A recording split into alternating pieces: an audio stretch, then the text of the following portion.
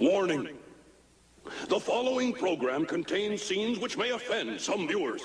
Others may experience mild discomfort, nagging backache, post-nasal drip, and delirium, followed by rapid heartbeat, swelling of the nose, throat, and abdomen, and loss of facial hair. Repeated viewing of this tape may result in the loss of one's bodily functions, redistribution of facial features, premature baldness, and a difficulty in forming simple sentences. So, if you're seriously considering a rewarding, challenging career as a lawn ornament, this is the show for you.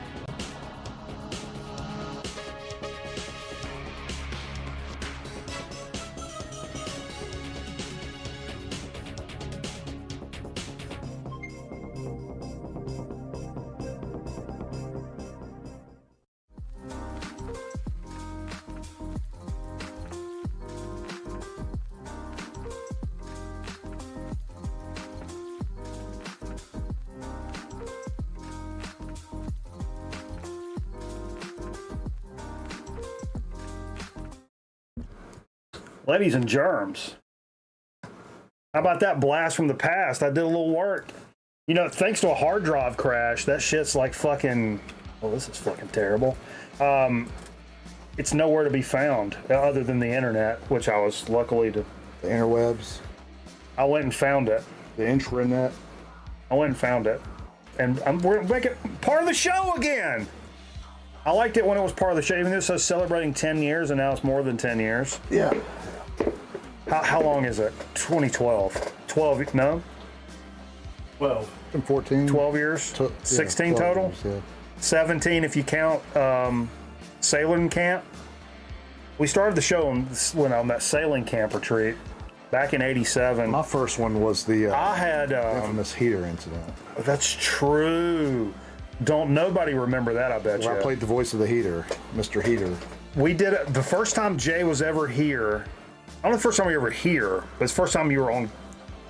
First time I was ever here. Ever here? Ever here. Yeah. Is that right?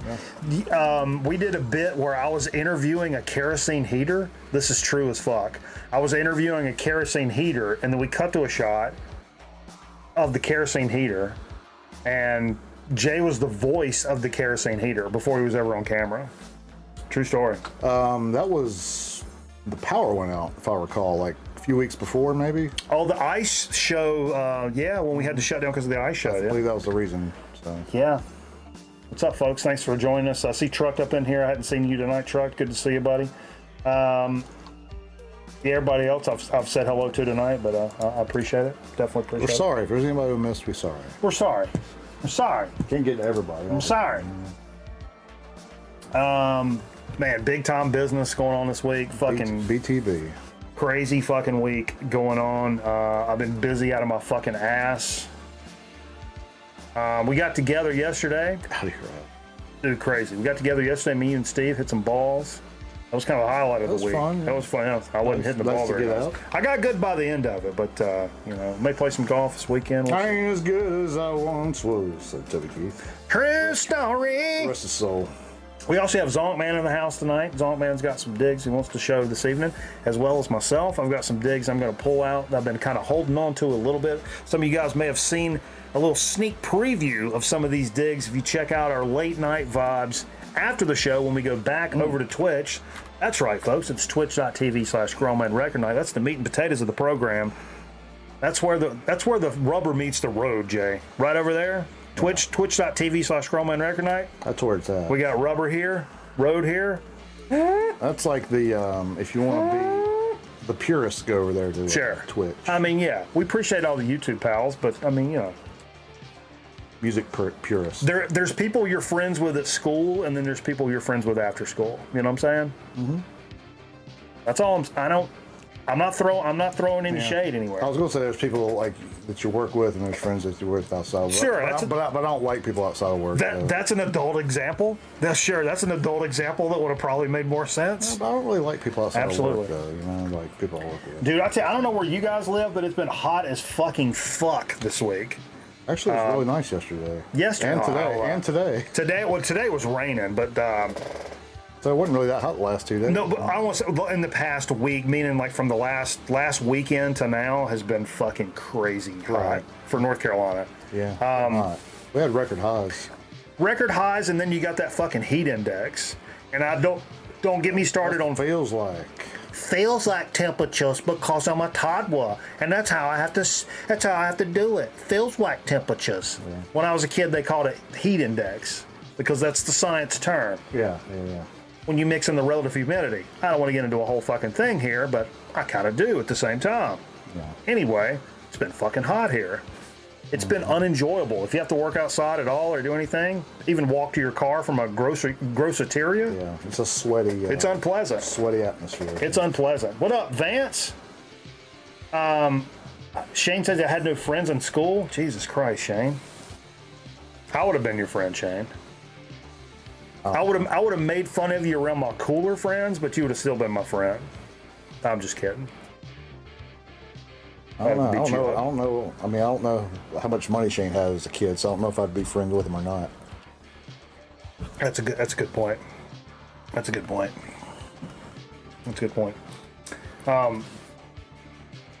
It was so hot this week, Jay. How hot was it? It was so hot this week. I saw a funeral procession stop off at a fucking Dairy Queen. Come on, man. It was so hot this week. How hot was it? It was so fucking hot, Jay. Yeah. I saw a bird pull a worm out of the ground using fucking oven mitts. All right. It was. Yeah, it was hot. Yeah. It was so hot this week. Don't even have to say it. How hot was it? It was so hot they installed a fan for the debt ceiling. Oh. Hashtag political joke 6 for the year. It was so hot this year, Jay. Yeah. This week. Yeah, it was hot. How hot was it this week here? The Jehovah's Witnesses started telemarketing.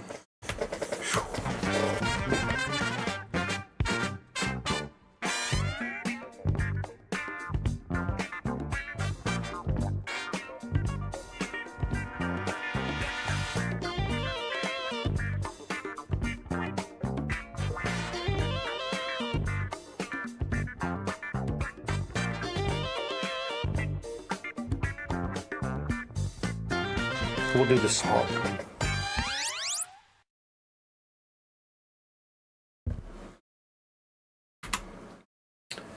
All right, folks. Killed as a sod man.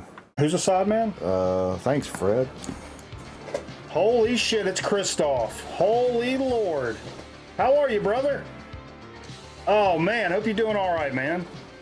What you say there, Nate? We hit temps in the 80s? Man, you fucking made me come up there, Nate. I'll fucking come up there and I'll bring my ringworm with me. Wait, what'd I say?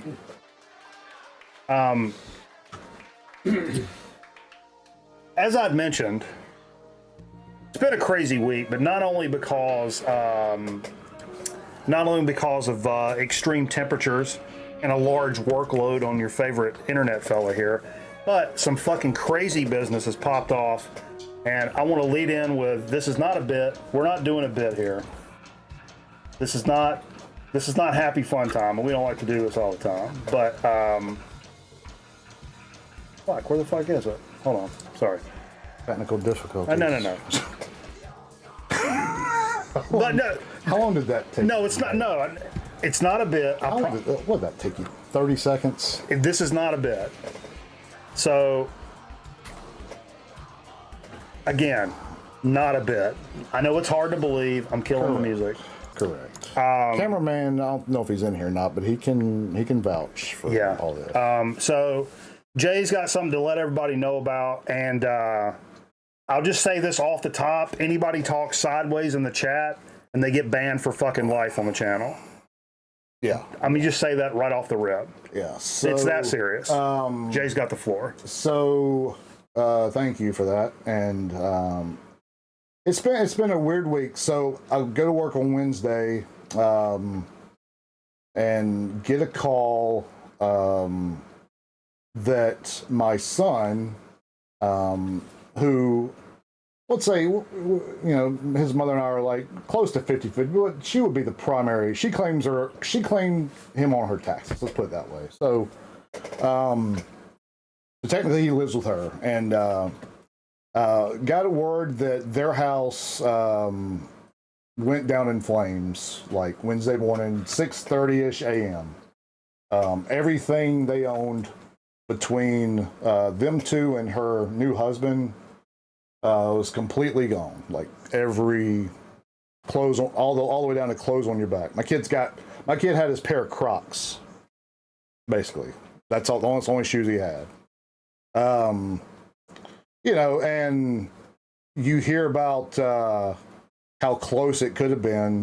They weren't there, fortunately, when it happened. Nobody's in the house, and it was really scary. It was one of those moments as a father where I had to pull over on the side of the road to catch my breath and collect myself. Kid's been a trooper through the whole thing. Kid's been great. As well, he does as well as he could. For a 9-year-old, and I don't think he processes the whole thing quite like we do as adults. And so, that being said, it was a really, really hard day. The next day was a little bit better yet, which had been yesterday. Started to get a little bit better. I know he's doing better. And this is 100% true. And so this morning he wanted to go to camp today because they were going to Celebration Station, which is a fun place. He's there. I call his grandmother to make sure she's good to pick him up and everything and all this other stuff. And she's visibly, audibly upset. Thank you. When I talked to her, and she doesn't sound like herself. And I said, when does his mom go back to work? Is she going to be going, because, make plans for next week kind of thing. And she just said she did it. That's what she said. So she was processed and arraigned this morning, turned herself into authorities for arson, insurance fraud, a couple other things.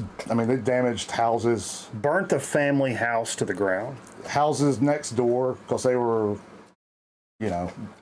typical small neighborhood, or average neighborhood, I guess you could say. So the kid's with his mom tonight, but as of tomorrow, my kid will be with me 100% of the time. He won't ever leave my supervision. And might be replacing Steve Fever. Might be replacing. Just throwing that out there. But it's been a tough week. I was on here Wednesday night, and I had to. I'm one of those people. I don't like sitting around dwelling on things, and because you're not a pussy, Jay. That's why. Right, and I didn't like. And I told Mike when I actually, texted Mike about 7:30 and asked if he was home, and I told him I was like, I'm gonna come home, so I don't want to come over like 9 o'clock or something like that. And I came over early, and I said, "Gosh, how weird does it say like grown men recognized is gonna be the highlight of my day today?" Kidding me? This is the entire internet says. This has been the most surreal day of my life, probably. Thank you, Shane. But it's been the most surreal day of my life. Hopefully, this will be the craziest thing I ever see. I hope. Hopefully, we can move on. Kid's doing great. His grandmother and his mother, unfortunately, did explain everything to him, and but he's doing well. I talked to him right before I come over here, and he's he's a strong kid, man. He's stronger than I. It'll make him tougher than fucking nails. That's for goddamn sure. But just keep us in your thoughts. We're going through a lot right now, and I'm taking like the next foreseeable future off work. So, and Jay ain't gonna say nothing, but look, as we get down the line, the record night community is gonna come together and get some shit for the fucking kid. If nothing else, we're getting the kid another PS5. We'll fucking pitch in and do that. And we live in a great. I mean, I work at a great community. You're around great people doing what you do. Yeah. I mean, but the kid's got. Other than what's at your crib, the kid's got nothing at this point in terms of like material. We got a supportive group around us, and we're going to get through it. We'll figure it the fuck out, man. We'll figure it the fuck out. So anyway, I just wanted to put that out there because it's front page news everywhere around here. It's our lead story at the TV station I work at. It's not really a hidden thing, I guess you could say. It's the biggest story around here right now. Literally. So it's pretty crazy times up in here. So sure. That being said, by the way, another thing. This is the most sober I've ever been. Maybe sitting in this chair. Is this so you guys didn't watch the movie Wednesday night where the old man would pop up? Oh yeah, so I keep doing this instead of the old man. Yeah. But no, I'd like to do a shot. Sure. Just and on purpose, I got some ODD behind us because sure. Yeah. But I even cut the music off. I didn't want it to. That feels like a bit if there's music behind us. Reginald Denny. Yeah, so fuck it, man. Shot though. Let's do a shot. Fuck it, man. Let's go bowling. That's as low as we're gonna get tonight. So. Yeah, this ain't, we don't like to do all this nonsense here, but you got to throw the shit out there. That's why this is. It's not a show. It's a fucking community, and that's how shit is. Yeah, I mean, I live a real life. You guys know us. Somewhat of a real life, and I've got. I wouldn't call them major changes coming in my life. Changes. And this isn't a son off to the show by any means. This is just, honestly, I'm thrilled that he's going to be living with me. Sure. It's what I've wanted, and put him to work. Get him out there on that grass. We're already talking about it. That's what my dad would say. Boy, you better get out there on that grass. Anyway. What are we watching, by the way, behind us tonight? Raiders of the Lost Fart. Is this a TV version? No, I don't think so. I'll be upset if it is. Cheers, everybody. Cheers. Appreciate you, man. The TV version on VHS, it's TV VHS. VHS TV. All right, so we're moving on down the line. I don't have, maybe you guys can hit me to, like, any news in the music space this week of note. I don't know. I've been a little preoccupied, but like when I went to kind of go through, and the first place I always go is our Discord. If you're not a member of our Discord, please do yourself a fucking favor. Yeah. Inquire about how you can get involved with our Discord.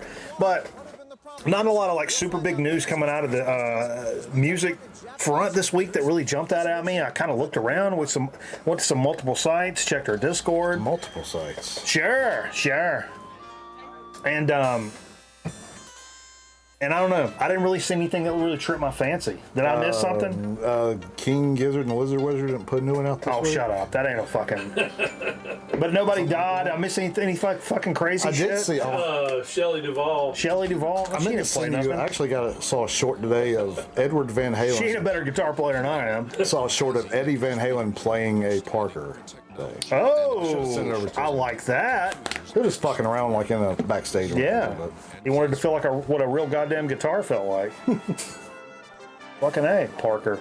Parker City. This is Parker City over That's here. That's the name of our friend's kid, Parker. Parker Lewis can't fucking lose. I don't know if you know. I know a Parker. I used to hang out with a Parker.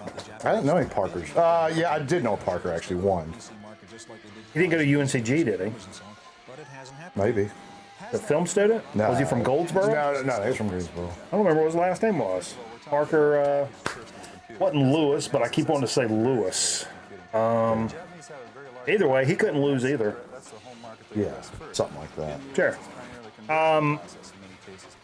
So anyway, I'm kind of at a loss in terms of like news and stuff like that. But I did, well, not necessarily news, but I did. There was some stuff that came out today. Again, Doing shots on TV. Oh yeah, good call. what's that? They're doing shots on the. Oh, look at that! Dude, I can't find the clip. Maybe I should do it again. I have to wait till I kill this one. I was looking for the clip of where I smashed the fucking can over your head and I can't find it. So the bad news is I'm gonna have to do it again. Kind of hurt. The second one cut me, I think. Yeah. Was it Wednesday? Oh, I forgot the blades. Was it I meant Wednesday? to bring the razor blades with me. That was Wednesday, right? Yeah. Fuck, I couldn't find that. I published it. Oh, you saved it? I'll gift a sub that anybody can go find that. It's on the Twitch VOD page. Somebody go find where I hit Jay in the head with a fucking can. Twice. Twice. The second one's really the money shot. I was going to make a fucking big deal about it, but I couldn't find it today. But I was a little pressed for Forgot time. about that, actually. Yeah. It happens here, folks. We get a little violent from time to time, but we work it out in the end. It all comes out in the wash. It goes down the stretch. What? I don't know. I was just trying to think of something clever to say. I'd work on it a bit. Give me some of that funny. Give me something I funny. don't need some. But the Japanese have excelled in producing Everybody pipe down so I can pour some more funny down my neck. which don't require software development or extensive customer support. Where's Steve? I was telling Sweet Tea today, I've got Chris Farley syndrome. What's that? And service to I'm afraid if I'm not fucked up, I won't be funny. like the early years That how he of was? Datsun Or he just had low self-esteem. I'm just imagining. attempts, and the recent Gets in my head. Who's the guy we were talking about there? Gets in my head. That is like that. and watch Oh, never mind. They David might be. Calder? I think they might be watching. Oh, I'm just kidding. I'm just kidding. Just kidding. hung out with a kid named Parker once. What's up, Abacus? Good to see you, brother. Hey, brother. Thanks for the nice words, guys. It means a lot, really. That really does. But yeah, we want to buy the kids some dope shit, though. Some fucking record night dope shit. I'm not asking for it, but Nah, but we'll fucking. anything's appreciated. I would love if this community bought the kid a PS5 that got burned up. We replaced it. That'd be dope. I'll do it my goddamn self if you guys won't help me. No. You don't, it's, What up, Trish? Rich motherfucker. No, I'm not rich. I'm rich, bitch. Yeah. You don't understand me? Get paid. I keep. Oh, about said a bad word. That Dave Chappelle and John Mayer has been coming up a lot too in my shorts. Oh, when he gets in the barbershop? No, we're playing the Jeffersons theme. Oh, yeah. Do an Amazon list, 100%. What up, HE?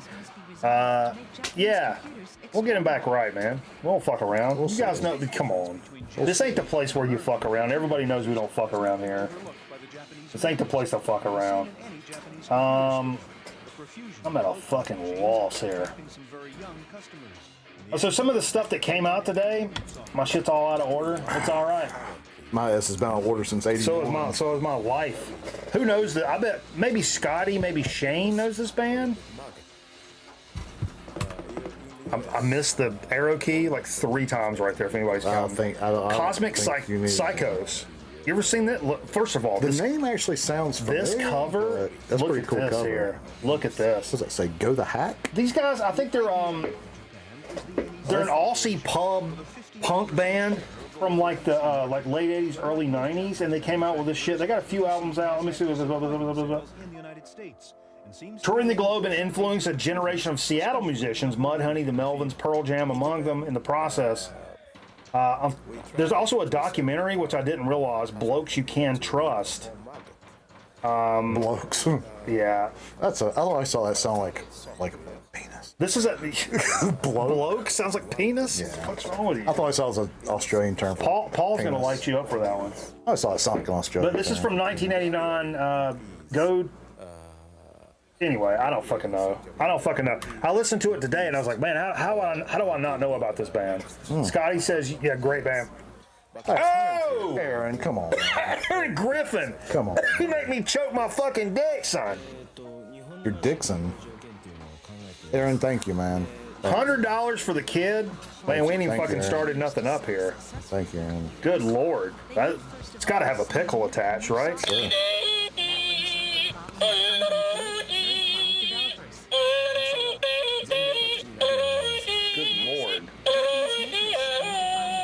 You know what that also is? It's a 10-bell salute. We don't break the bell out much, but that's a 10-beller, Jay. When was the last time you did a 10-bell salute? Literally 0 times. I was gonna say that's 0 times. I think that whole 21 gun salute thing's kind of a sham because it gets 7 people to do it. So only do 3.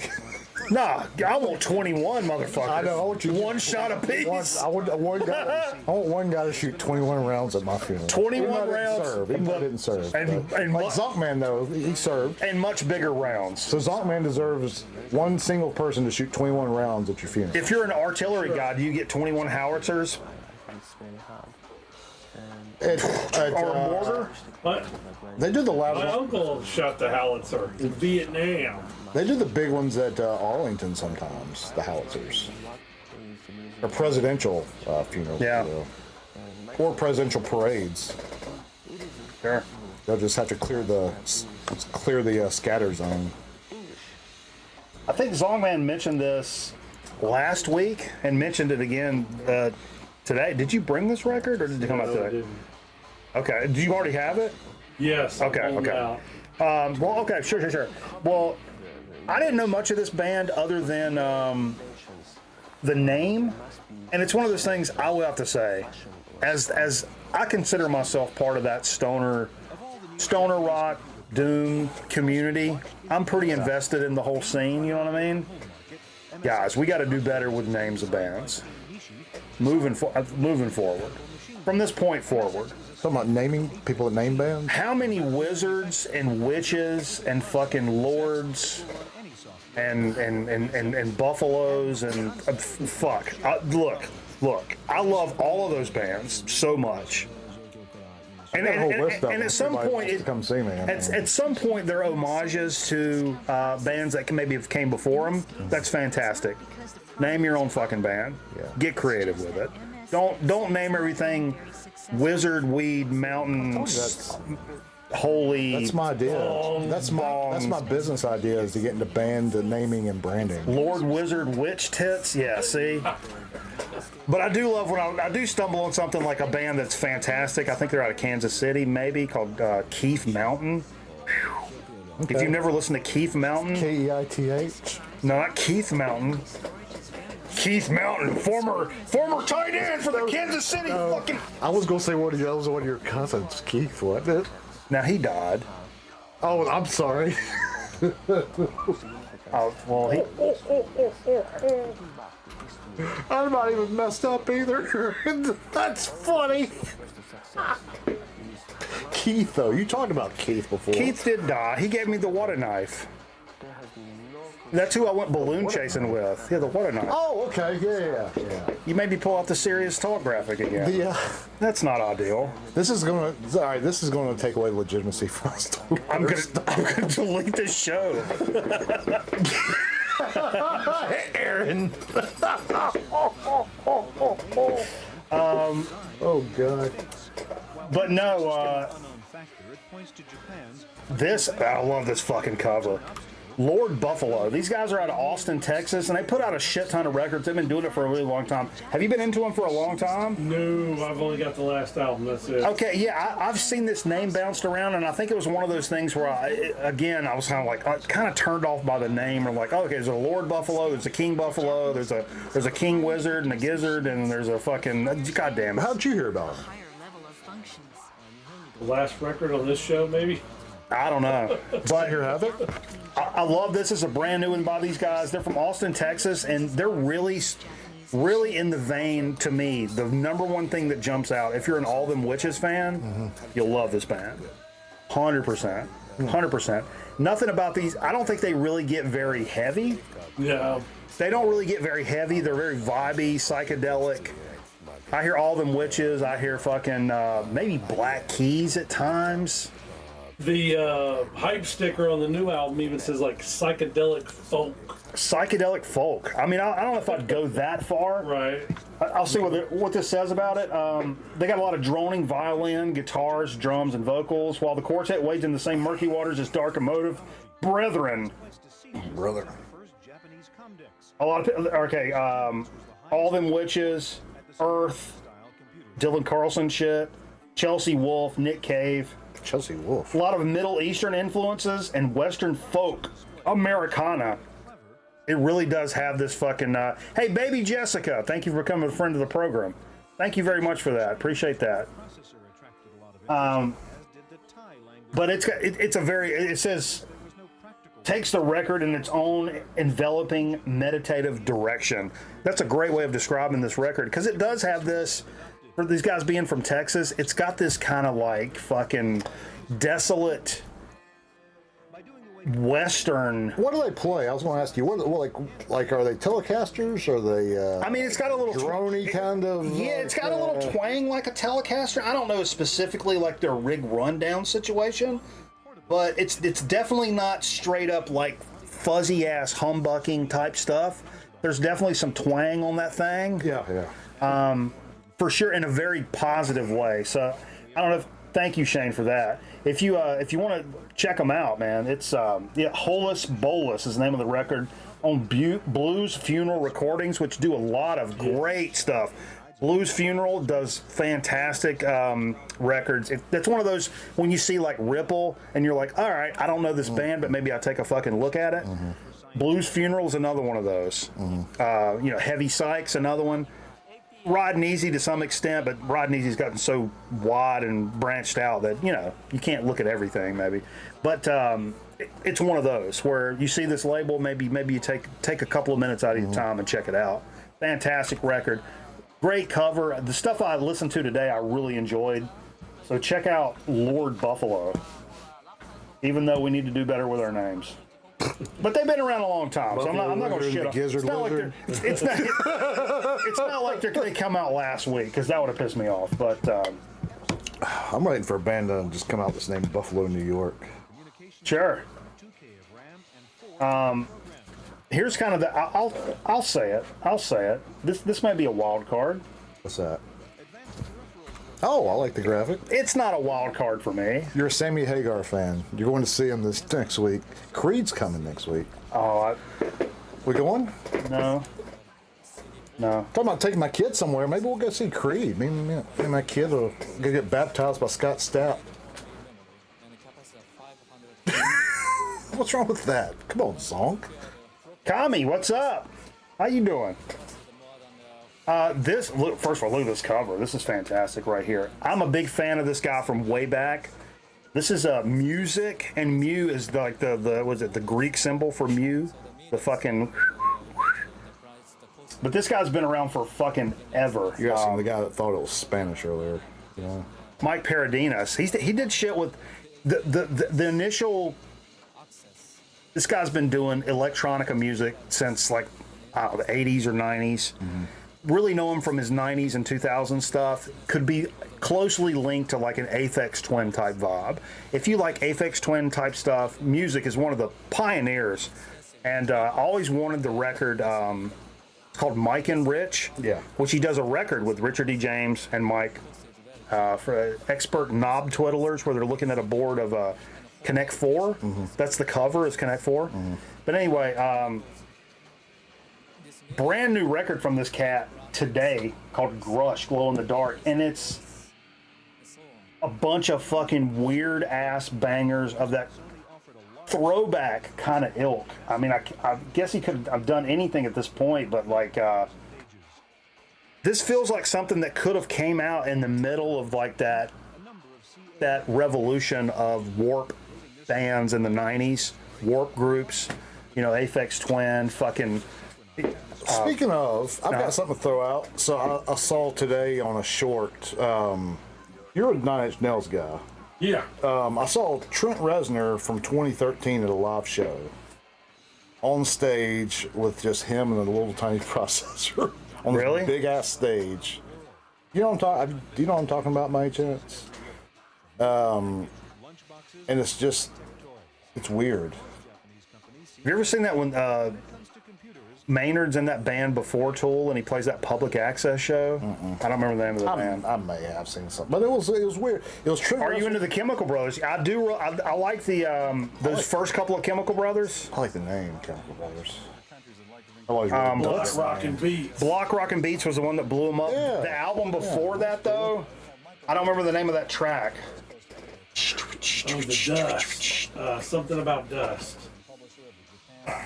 They were pretty big for other bands too, or other groups, right? Did they do a lot of mixing for other groups? You're talking about the Dust Brothers. Dust Brothers, yeah, that's what they. Yeah, Dust Brothers and Chemical Brothers are different. But Mark Tremonti. I'm gonna pull up that Chemical. Bert Kreischer yeah, what's used the to one play in a before band with that? Mark If you Tremonti. show me the cover, I'll probably know. If Cameron's in here, he may know. We used to listen to it back in college a lot. Graphically, it requires more computer power to do that Yeah, I really dug this guy. Crease Exit coming. Planet Dust. until Exit it? Planet Dust. Is that what you're thinking of? Think Push the so. button. No, Exit Planet Dust Man, I'd have to hear that song. There's one song that's my favorite one. I don't know the name of it. is before Dig Your Own Hole. But what about their local The bottom one is Block Rockin' Beats. Yeah, I know it was previous to that, but is there a, let's say yeah. I don't know the track off of Exit Planet Dust. Like, I think it's the first one. well, I think What's the that's first track called? with many Japanese companies a sort of a traditional Leave Home. It doesn't ring a bell. In Dust We Trust. before you first Who is the guy? Who's the kid on the left? Huh? Who's the kid on the left? we also have the English For the graphic we're looking at here. The kid on the left here in this graphic, he played a character on Leave It to Beaver called Gilbert Bates. And he actually went on later in life to be a big-time video producer, and he was a main producer of the PBS series Frontline on PBS for a really long time. That was a big news show. Yeah, he was the I thought you were going to say his name. He's a big producer. His name was Mark Dorsal. Chemical Beats. Is that the one, That Nate? track's on that song, on that album. That's on that song? On that album, just like He probably knows from what I did. I know that. Yeah. Yeah. BG Audio those might just be newer machines. Oh, background? right now. Oh, fuck. Sorry, that shouldn't be playing. That Sammy Satanic. There was some nonsense playing the whole time. That's okay. That's okay. Sorry. Virgil, Johnny Blue Skies is great. Virgil Simpson. Can you gnaw that off of my fingernail? Not right now. Let's wait till after we get done. Sure. First record we played tonight. Steve said his wife said we should always start the show with a jazz record. I've been trying to. It's a good point. So I've been trying to kind of stay true Why to should we that. do anything Steve's wife requests us since Steve don't- never shows up anymore? Boom. That's how I feel, Steve. I hope you're watching this, Steve. Classic Grown Man Record Night Fair here. The Dave Pike set, Infrared, one of my favorite records. This shit, we played side A of this. Bonkers. What year is this business. from? I was Bonkers. a little business. curious what year this was. You know, it's on is this MPS Records? Let me put on my damn readers. Why don't you ask me some more? miles per second, MPS. 70. That's all I'd say, 70 something. I'd say I don't 70, know. 72 I don't know. maybe. I'll look. Give it to me. I'll take a look. Yeah, let Jay read. 72 BASF. BASF tape company. Yeah, but it's got the yeah. They make the best tape. It's upside down. You guys figure it the fuck out. Flip your video over. Barry Alderson, San Francisco is what it stands for. Fantastic stuff, man. That record is, and I've gotten other Dave Pike shit, and I like it, but a lot of it is a lot more lower key than that. But that's bonkers. Yeah, it's pretty good. Cool. Oh, what's up, MT? Yes, sir. MT, how's the I might need to talk to you about thinning out my records, see how you did it. Jay's trying to sell his whole collection. For charity. March of Dom. Is that Muscular still, dystrophy. is March of Dom still a thing? They're still Are they marching. still? They're still marching. Do you remember the? But with inflation, it's March for $1 now. Do you remember the commercial, the animated March of Dimes commercial with the dimes that had feet on them that marched? You don't remember that, do you? Oh, I don't know. Do you remember that one? March of Dimes commercial? Animated dimes that had feet that walked like they were marching. Where do you think they got that name from, March of Dimes? I don't know. That's a good question. Yeah. Probably something satanic, bro. It's anything like what I think. Some classic, man. I've said in my opinion. I know it's not necessarily a popular opinion. I think the best rock vocalist of all time. Mm-hmm. I mean, Rob Halford. Mike Patton would be there for me, but I think the best classic rock. Let me do that. The best classic rock vocalist of all time. Eric Burden. Okay. And some of the stuff we really rocked early on in the Grown Man Record Night days, and I decided to pull out a little Animalism tonight. Fucking, I bought this at that place in Lexington that closed down, downtown Lexington. Okay. Remember that joint? I do. That was a good store. The guy lived in there, right? There's some shit like that. They had a lot of good stuff. That was the one where I was in the newspaper. You were in the newspaper? There was a writer there from the local paper. Huh. Lexington, whatever, Dispatch or whatever it's called. Sure. And he about the rebirth. Papers written in hieroglyphics. About the no, from Salisbury actually. Salisbury Gazette. And he was doing Give me a Bruce, thing about yeah, how Grab vinyl yourself was on the rebirth again. The uptick. And he used a little blurb by me in there. You got a little blurb? And that's where I got a couple Grateful Dead records from, actually, like minty, Thank you, brother. minty, cheap Grateful Dead records from there. Yeah. I got some good blues records down there. Yeah, he's a nice guy, too, from what I remember. He was, but his problem was he was one of those cats in the local record store that was like, oh, we're open like 12 to 5. And, well, it opened when he opened the door. And that fucking sucked. Not at 12 o'clock, I remember that. 'Cause I stood there outside and waited. Yep. Yeah. I was there when I was working in news and like the first time. And I remember being like, oh, cool, the record store. I'm right here downtown. I'll go to the record store. Yeah.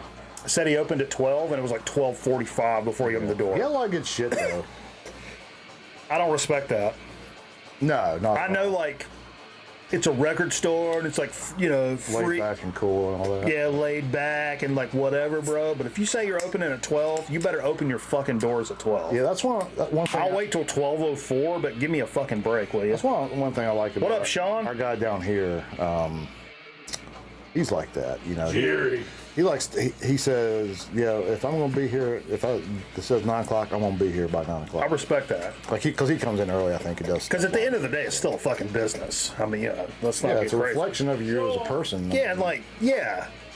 So I'm not surprised that place in Lexington didn't last because the guy was not committed. He wasn't committed to the bit. You got if you're gonna open a store, you got to be willing to fucking go in. You know, there's been a lot of those fly by nights, though. Like, Yeah.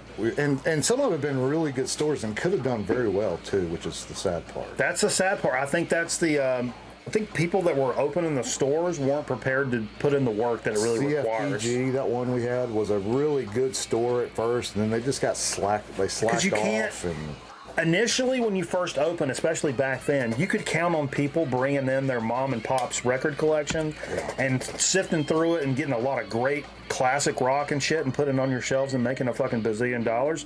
But the guys that really make it work go out and find those collections. They buy those huge collections and they seek them out. They don't wait for people to come in and bring them. If you're going to do that, you're going to be open 6 months. right.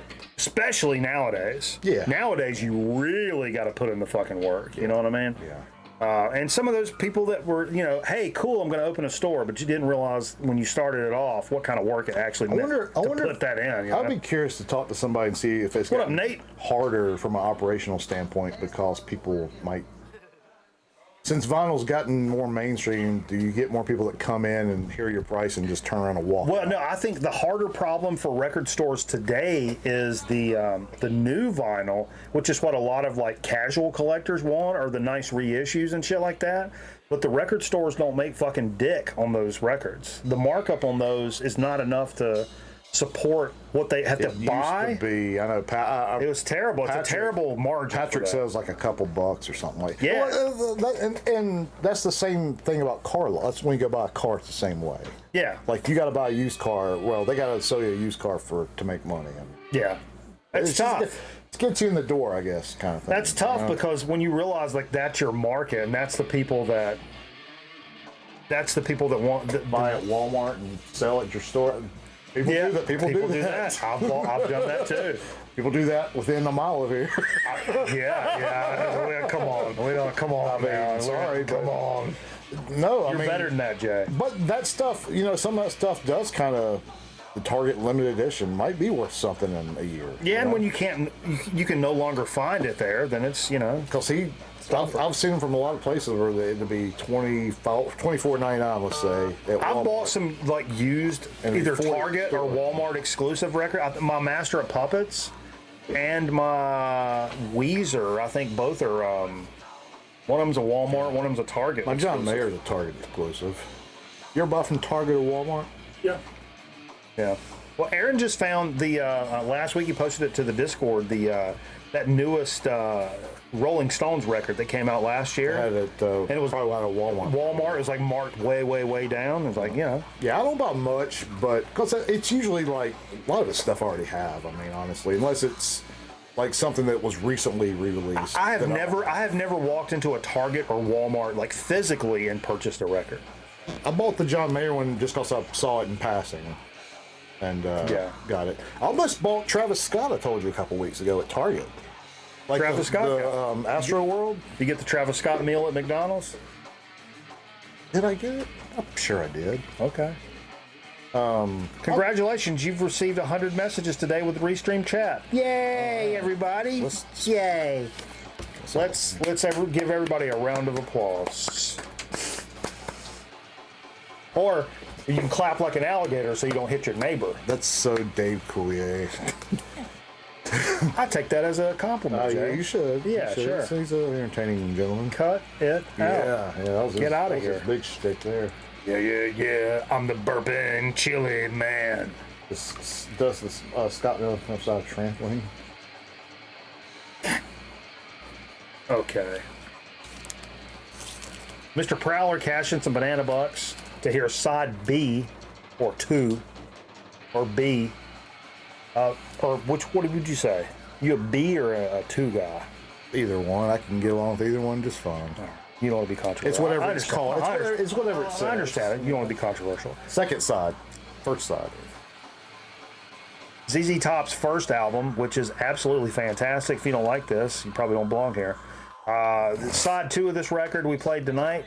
Fantastic. Yeah. Fuck it. Jesus Christ. Yeah. What are we saying? This is the one. So this is, if you don't mind me saying this for a second, this is the one that eludes me that I can't find. Everybody has that record that they can't find. You can't have it. No, I know. No, you can't have And my it. kid's house just burnt down. You can't have it. Come on, man. Let me think about it. You can't have it. You can't have it. But no, that's the one that's eluded me in record stores. Like I cannot find that. Everybody has one of those records. It seems like, and that's tough. That's mine. That's mine. That ZZ Top is almost as good as Bob Seger. Okay, come on. Listen, man. What are we doing? I'll fight you right now next year when I come down there. Hey, I just got my schedule like an hour ago, Male Theologian. We're coming back down there this year. I'll have to hook up with you this time. Wrestle them on pay-per-view. Oh, totally. We're right by the arena too. We can sneak in there. Ooh, yeah. We're going to be in North Charleston, where the rich people stay. Jay versus Metal Theologian. Don't the rich people stay? The rich people stay near the airport in North ladder Charleston, match? right? Yeah. How about a ladder match? Ladder match. How about a curb match? Ooh. Curb. That No. would favor the curvist. A no holds barred. Sure. I had to reissue the first ZZ Top record. Yeah.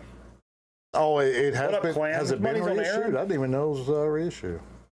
I bet Aaron fights dirty though. He would fight dirty. Griffin? No. Theologian? Yeah. Nah, he's a gentleman. He's I a think. gentleman. He's a gentleman. Yeah, he's a gentleman. And a scholar. I wouldn't run you over with the Zambon. I don't think. I have a heart. You can lose some pride though, man. Shit. Little Zonkman action in the fucking mix tonight. Little ZMA. Not heard this before actually. It's Wash Check his oil. live in the Raw. What up, Zorlock? When did this come out, Zonk? Do you know that? 86 maybe. See that in the bottom? You read that shit? Maybe. I can't be reading stuff. 87. 87. Yeah, this is great, fantastic. Have you had this a long time? Yes. It's like a record just been in the collection. Hell yeah.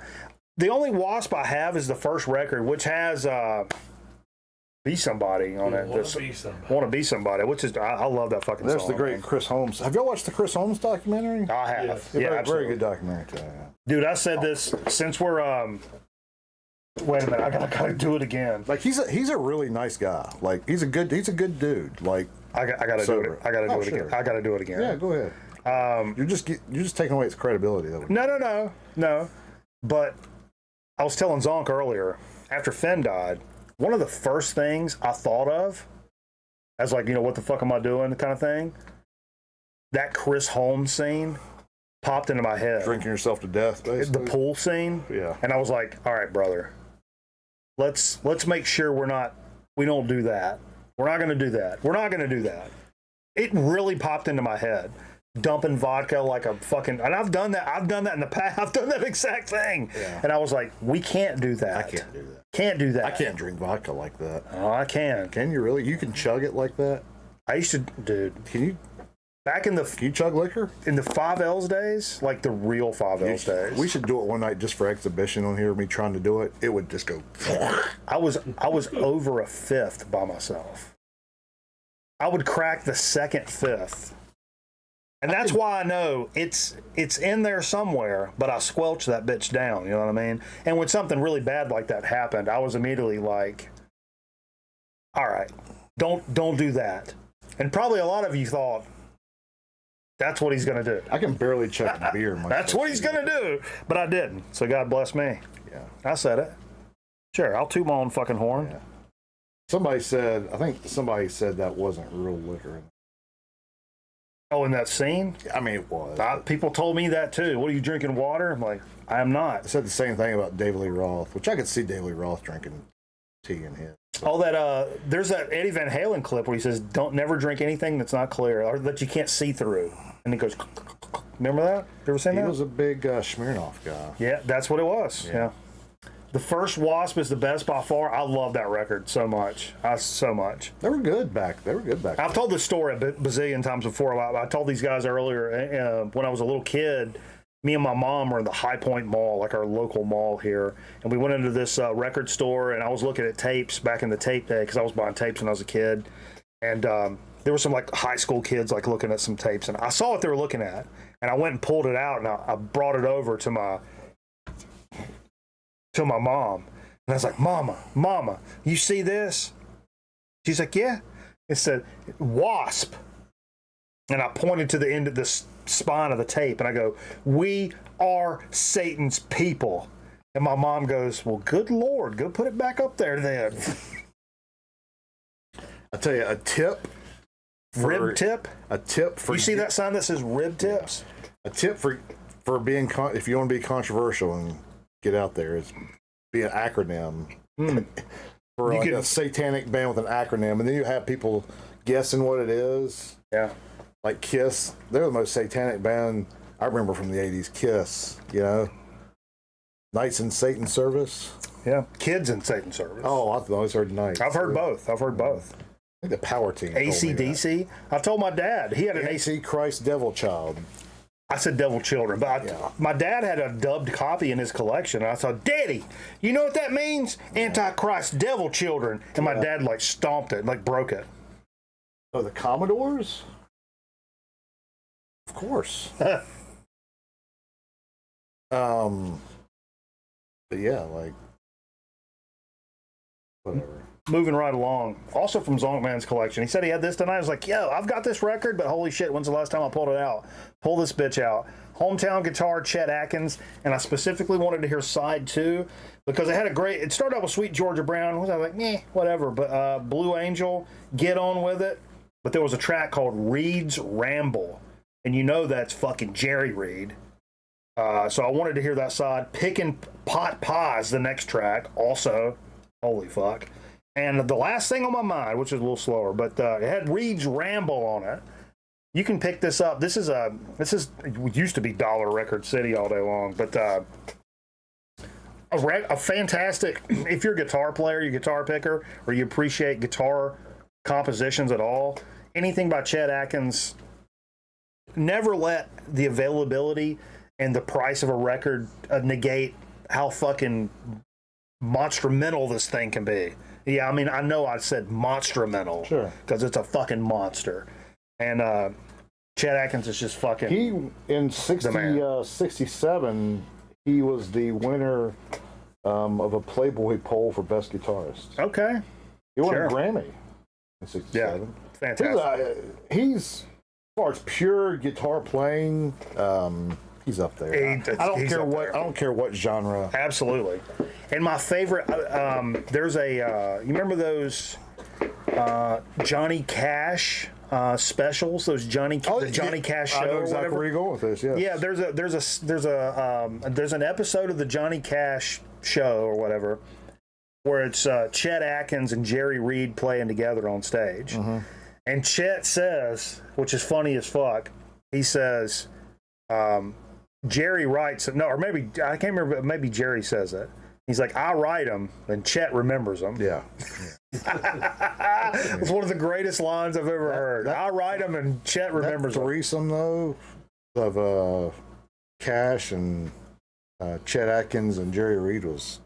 Do you know the Elvis Jerry Reed story? I saw that this week. I don't. That's what I was telling you. I saw it this week. But what happened? Is it gonna piss me off? I don't remember, actually. Is it gonna piss me off? I don't remember the story itself. I remember seeing it. I feel like it's gonna piss me off. Look it up. You'll have to look it up when you get some time. Oh, what is this Encyclopedia Britannica commercial from fucking late 80s, early 90s? Look it up, dear. Look it up, dear.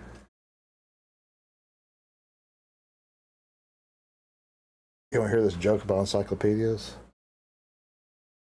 Platypus only eat at night. When I was married, this is clean 101 Henny Youngman. Yeah, the other night we had a traveling salesman come by the house, wanted to sell some encyclopedias. I said, well, I don't know any encyclopedias. My wife tells me everything I need to know already. Take my wife, please. Take her somewhere she's never been before. So go to the kitchen. Yeah. Oh. Elvis was in the studio and he said he wanted the Jerry Reed sound for Guitar Man. Long story short, nothing was working, so they got Jerry Reed to play on it. Okay. Hell yeah. I thought there was more to the story. I did hear that part. Son! Yeah. And he was good on Mama's Family, which you've never seen. And Alice. Twice on Alice. You've seen Alice, though. Absolutely. But you haven't seen Mama's Family, though. Yeah, I have. You have seen it? Yeah, oh, I didn't know. sure. I didn't think you'd ever seen it. Sure. He plays Naomi's ex-flame. Naomi. She was kind of... Thanks a lot, Mama. Yeah. And R.I.P. Ken Berry. Kenny B. He's buried in Mayberry, isn't he? Huh? Isn't he buried in Mayberry? I don't know where Ken Berry's buried. Ken Berry's buried in Mayberry? I don't know where... Shane cashed in some banana bucks to hear... I will say it's a top... This is the only Genesis one ever needs. No, I won't say that. Come on, man. This is a greatest hits record. It is a greatest hits of pop Genesis. I think it's one of the greatest pop records of all time. So you like the commercially successful songs? In a much different way. Okay. Lamb Lies Down on Broadway, fucking love it.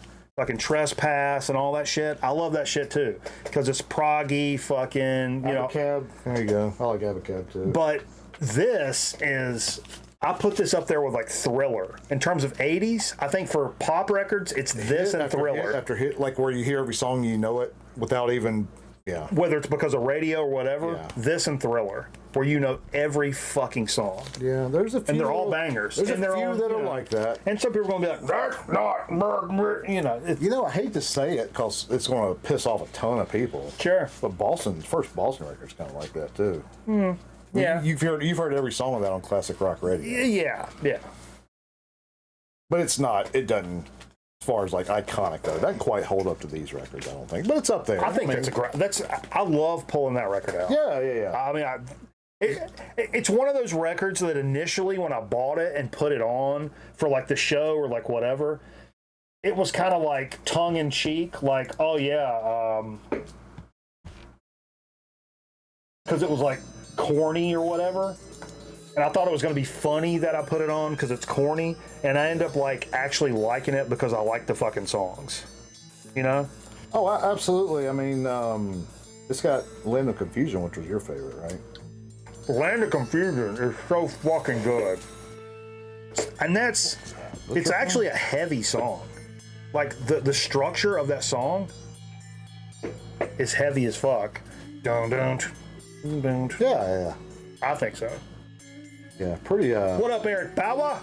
Raw Power. pretty iconic video for back in the day. Throwing It All Away is a masterpiece. That's the last track I was just looking at. Yeah. I love that record, man. You know, may not be in vogue to talk about that Is that record. your phone ringing? What noise? TV. You might be having a stroke.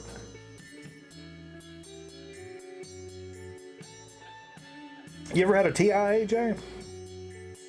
TIA Cref? No, a transient ischemic attack, or what most lay people will consider a mini stroke. And then finally, Captain Carburetor cashed in some banana bucks to hear, oh, Yoshime, they don't believe me. Little Flaming Lips, Yoshimi battles the pink robots. And if you act right now, maybe cameraman might give you a ticket to a Flaming Lips concert, or sell you one really cheap, which is going to be in Raleigh, North Carolina. Aaron Griffin, I'm looking in your direction. What's this coming week, Brian? Flaming Lips, huh? That's got to be a big, that's a big event when they play, right? Who wants a free ticket? No, I'm not. I'm just, I don't know if he's giving away a free ticket. He's got a ticket to get. Do they get shit do out. the trippy shows? Got one for Cary, North Carolina. He says Do they do the trippy shows? it's a trippy show. Cool. Guys in beach ball. Steve's seen them live. I've Think my not seen kid them would live. like it? Huh? Think my kid would like it? He probably would. Probably. Yeah. They're fun shows. The vibes are like extremely high at Flamin' Lip shows. For sure.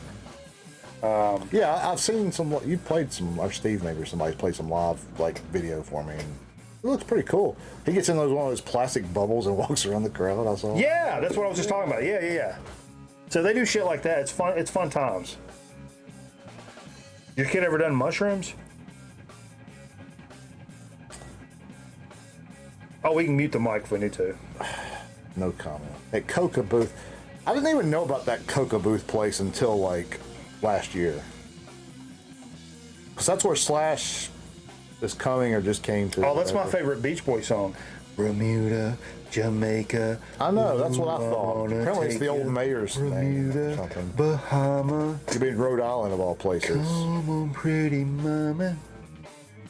You'll be in Rhode Island for what? Yeah, he bought a ticket. Oh, he can't go. Yeah, he bought a ticket and can't go. What you gotta go to Rhode Island for? That's off the record. Beautiful state though. That's where Finn was from. Where are you going? What city are you going to? Go to Newport. Newport's the place for golf. Finn was born in Providence. state. I called her Rhode Island Red Good golf course. from the Foghorn Leghorns. Here comes Red! Took a booth with 3 O's. Freddie the freshman, the freshest kid in town. I asked Michael the other night, are there any words in the Don't English use my fucking language? federal name. What are you doing? Federal name. I've never heard it called. That'd be a good band name. That's what the urban Southern kids, rock name. The urban kids call it. Okay, I was gonna say a Southern rock band from Man, the don't, 70s. don't blast my federals and shit. Are you not urban, Jay? I thought you were urban. I mean, I'll say stuff, you know. No, we're good. I didn't bring my blades tonight. Dude. All right, here, do it. All right. No, see, now you ruined it. Just You do ruined, it. you ruined the whole thing. All right, do it to Zonkman when he comes in. All right. Maybe. It's a rite of passage. Did you bring any razor blades? We stash blades underneath the desk. you got so any that we- tape?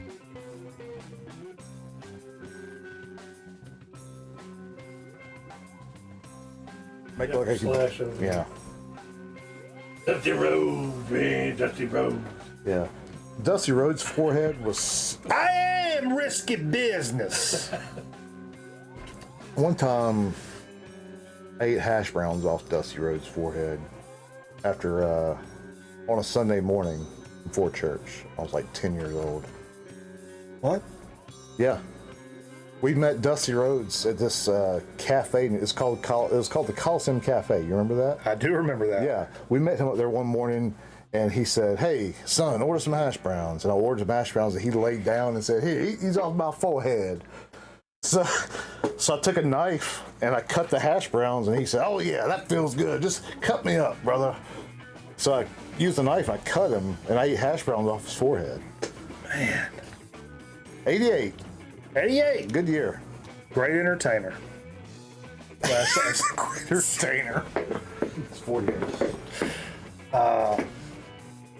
Where's my cursor? Give me my cursor! And I'm straight tonight, folks. That's the weird part. Give me back my son! What up, Thumbfinger? This is you're seeing me what I'm like in my normal everyday life. Like That was this what is we how played, I am by at the way. work. Yeah, that's what we played. Give me back my son!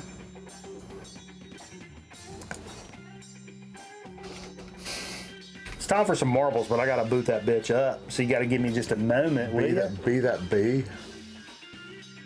This is the wildest shit I've maybe ever heard. I love Dusty Rhodes. Oh man, we live in the wrestling capital of the United States. Let's say world. Let's just go ahead and throw world in Sure. there. Sure. Pro wrestling capital. Well, we'll say the South. You know, WWF was pretty big back then. You guys got that cookie chain called Crumble down here? That's what I've been hearing about a Crumble. Yeah, we do. I've had it a couple times. Have we had it? It's popular where I work. Is that right? Like we'll have people bring it Oh, it's to the us from time to Starbucks time. crowd. Yeah, Yeah. yeah. Are they expensive? Is that why? $3 or $4 people for a love cookie, People yeah. love to overpay for stuff. Shit, there might be more than that actually. Probably so. But yeah, they're. Have you had them? Thanks, Bob. No. They're good, but they're not like, you know.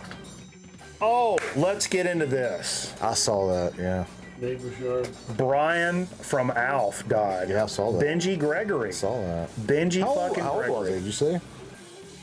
About our age. He was about our That age. makes- okay. That makes sense, yeah. So if you guys are Al fans growing up, as you should be, Benji Gregory passed this week. That's fucking sad as fuck. Yeah, that's sad. That hurt my feelings a little bit. Yeah. Sad.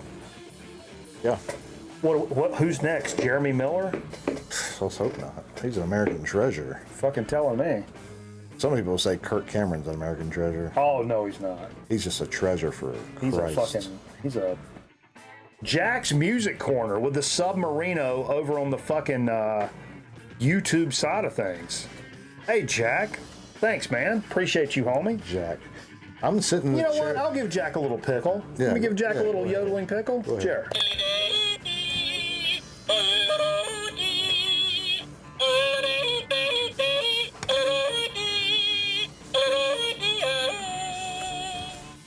All right. You know, Max, what's his name? Max, Weinberg, no, the one from Alf. Max Holman. Max Wright. Oh yeah. You know, he used to hang out with, Professional thespian. you know, he used to run in the same group as, get this, Laird Hamilton, Gabrielle Reese, No. Chris Chelios, his wife, Wayne Gretzky. No way. He used to run in those crowds, apparently. I'm not You're full of shit. No, I'm not BSing you on that. I You're heard, full of shit. No, I heard this. Like, I really heard this. I think you're full of shit. Like, it's like the Hollywood Rat Pack kind of crew. Like, it's a thing. I keep waiting for the Rapture to take Kirk Cameron away. Come on, man. He's sorry. a solid guy. What are you talking about? Random. He's the guy who taught me not to go to the bathroom in the 80s Absolutely. You don't want to go to the bathroom. at a party. No. No. Exclamation point play in the chat right now, folks. Holy Lord, we have never run this as a community before. This is going to be a first time you, first time me. Exclamation point play in the chat. I mean, Get a good place, folks. I think everybody wanted to be Kirk Cameron back then, though. You know, I don't know, man.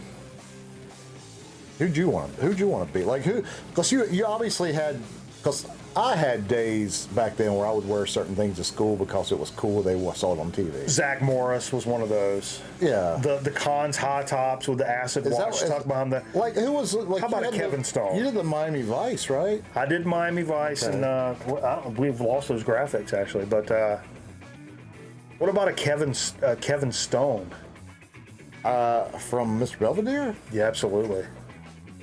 It's Rob Stone. I'm sorry, Rob Stone. Kevin was the name of the show. Kevin was his name on the show. Yeah. Kevin. Rob Stone, yeah. What was Kevin? What was their last names? Euchre. No, Wesley and Kevin. I don't remember. Belvedere. No. It took his last Do you remember Mr. Belvedere's first name? Come on, bro. Would you hand me a brewski, Zombman? Yeah. I appreciate you if you would. I don't remember it. You don't remember Mr. Belvedere's first name? What if I told you it's kind of a woman name? It could be a woman name too. Pat Belvedere. Kevin Kubichevsky, that's a good one. That was Fred Savage. Yeah, on television. Me and Fred Savage was we watched him. Fred Savage was cool. His name was Yeah, Lynn. Wonder Years. It was I Lynn. love the one. It was Lynn Belvedere. Lynn. Okay. Lynn Belvedere. Yeah, fucking Winnie Cooper. If I say she's the hottest girl ever, is creepy because she was 12 on the show. She looks the exact same now. Yeah, so I have to like. I want to be Dan Cortez. I can't even. All right. Who said that? Zorlok. Yeah. Earth, Solo, Water. Dan Cortez was pretty cool though. I mean, you know, Sure. it was a little early on before I thought he was a douche. You know. Uh-huh. Fred Savage. I called a hanger, Sarge. I know. I wanted to be. You know, we You know what? Hold on, before you say that, man, what if I just said this? There's that scene in fucking Easy Rider. Mm-hmm. Or was I just saying this? Was it last week on the show? I was talking about Easy Rider. Do you remember me talking about Easy Rider? No. Then it wasn't on Friday. Where he asked if you ever wanted to be somebody else, and Dennis Hopper says, I kind of want to be Porky Pig. But then they cut back to Peter Fonda, and he says, I've never wanted to be anybody else, man. I thought that was one of the most badass lines of all time. I never wanted to be anybody else, man. Yeah. What up, Malia? Good to see you, man. All right, let's run this fucking. Let's run this shit. Let's run it tough. Let's run a tight race. How many we got in here tonight? 12. We got 12. We got a tight 12. It's a loose 15, maybe a tight 12. So it looks Sure. like the track record is 40.0. 40 seconds by Carlberg. Not in the community here. This is an overall. Yeah. What But we you call never know. global. But That's a global track. But you never know. We may have some special talent in here. Right? Get it Of done. course. Oh, that tastes like people. People I magazine. gotta open that window. I can't open the window. Those. I think I killed all those bugs. Yeah. They're all dead over Yeah, there. they're dead there tonight. Yeah. I mean, nothing's been here tonight, so. Yeah. Oh, let's run it. I couldn't find my cursor. Maybe somebody will break the record tonight. That'd be That's a good. That'd be a good watch. Jay. I'm loving that positive outlook on you. That's good work out You of know, you. That's good work out of you, dude. I'm trying to be a sober guy tonight, so Sober Jay. I really don't know why. I guess I'd probably get messed up and just start crying about. I'd start dude. crying about my life. Dude, that's why that's saying. Cameraman said the fact that you're scared to drink makes me scared for you to drink, so don't drink. No, I'm not drinking. No, I know. I don't It's drink. different. You're talking about you, yeah. Yeah. Whoa, Aaron Griffin. No, Puking his way to the front of the pack. puking his way to the front of the pack. Look at his fucking icon up there. His fucking. By the way, a little anecdote for you. Monday at work, you know, they do figure skating first thing in the morning when I get there. One of these students threw up on one of the instructors. Oh no! You're gone. Fuck! You're a goner. Fuck! Fuck! How do you win it? Did he win it? No. You're about a minute. Oh fuck! I went off that fucking board, Jay. Went off the rails, man. I fucking Paul Walkered myself right off of this track. This was a fast track. 59 and some change. Aaron Griffin setting a fucking precedent. He's setting the tone for the record night community at least. Good job, Aaron. He's not breaking the global world record here, but at least for the first time of us running this track, setting the tone for the Grown Man Record Night community. Folks, get in here. Let's do better next time. Am I serious about what, Shane? Sorry, I missed the comment. What? Shane asked if I was serious about something. If you no, just down, like 4 from the bottom. Do you laugh in the bathroom? Like after like poots and farts? Yeah, I laugh sometimes. Like if something's really funny and I think about it, I can make myself laugh. When you think like there's a good chance I may have just shit out an entire Subway 12-inch meatball sandwich into my toilet, and I'm concerned about how it's going to affect the porcelain integrity of the porcelain as I try to flush this thing down the toilet. Do you ever think that? You know, I used to think that. Now I just have diarrhea. I'm actually more relaxed at work because I'm not worried about if it gets stuck in the toilet. I mean, like, so I can just like go back in and say, "Hey, John, there was somebody left a turd in the toilet last night." This seat's awful warm, Jay. What were they? And that was a woman that said that, or something. Maybe that's how some people get their jollies. I don't know. Come on, we're gonna lose our Credibility? yeah. That's. Oh.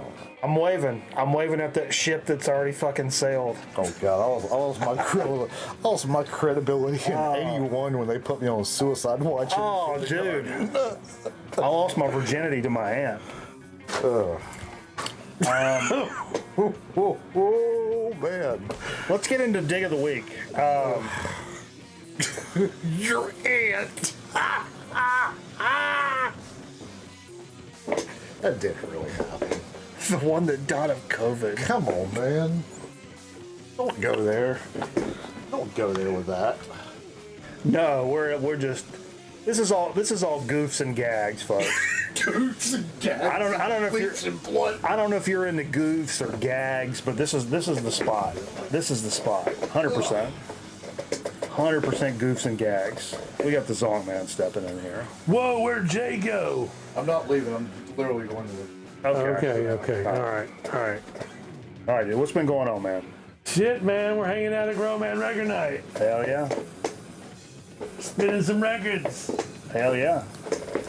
So, did you pick up some? You have a cache of stuff for Dig of the Week. So, for folks that don't know, Dig of the Week is typically what we highlight from what we picked up in the past week, initially or recently, as you build up a cache of things in your vinyl inbox. You know, maybe somebody's never seen the program before. I try to re-rack. Okay, yeah. I assume people's been watching since 2012, but that's not always the case.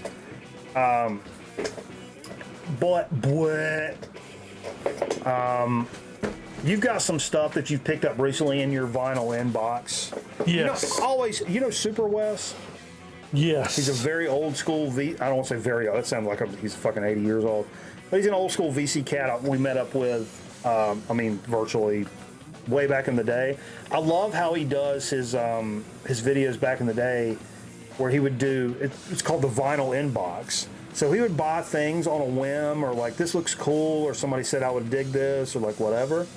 And not necessarily like stuff you're after or you know you're into or whatever, but stuff you take a chance on or like you like.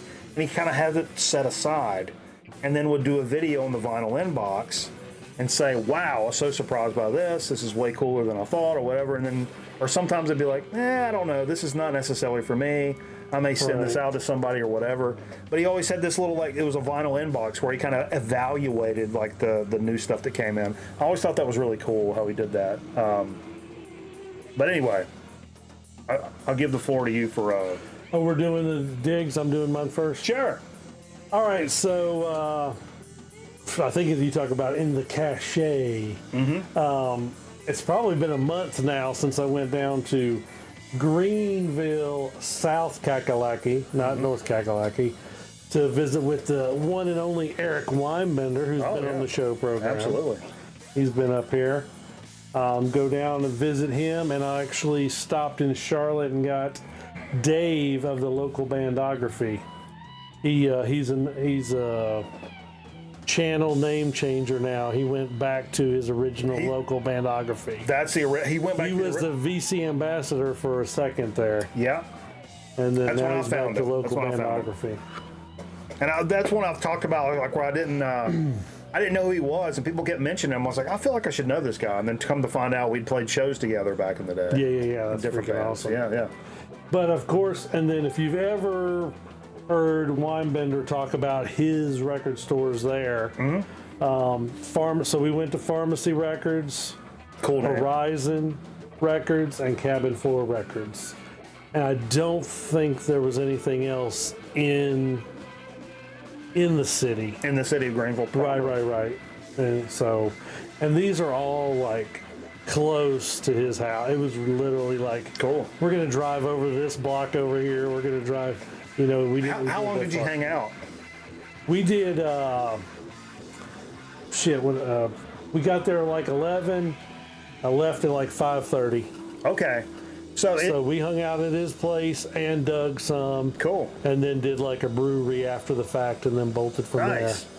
Now, knowing before you get into like what you actually picked up, knowing Mr. Weinbender, he's a chef. He's a former chef. Former chef, yes. Yeah, but a very culinary-minded gentleman, surely.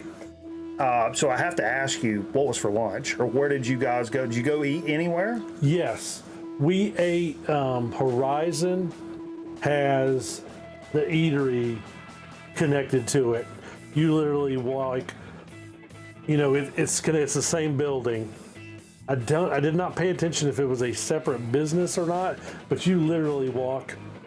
You don't go outside. You walk out of the records and into the restaurant/bar. Oh, that's cool. Because I knew he's not going to turn you onto some bullshit, like food-wise. There's no shot. No shot. Yes. We got to go. Their thing was they have this great Cuban sandwich. Yeah, I love a Cuban. So Yeah, Malia, it's the Zonk Man in person. Nate says he's been there. Hell yeah.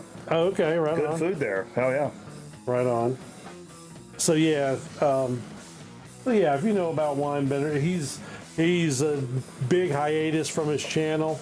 Is that right? Yeah. He's not made a video. He's not made. I know he's not made a video. Is he just don't feel it? Now He's doing the IG thing. I know. Yeah, he's feeling the gram at the moment. Yeah. Right. Sure. So I he's can see doing that, sure. whatever vinyl circles has to do with that. Yeah.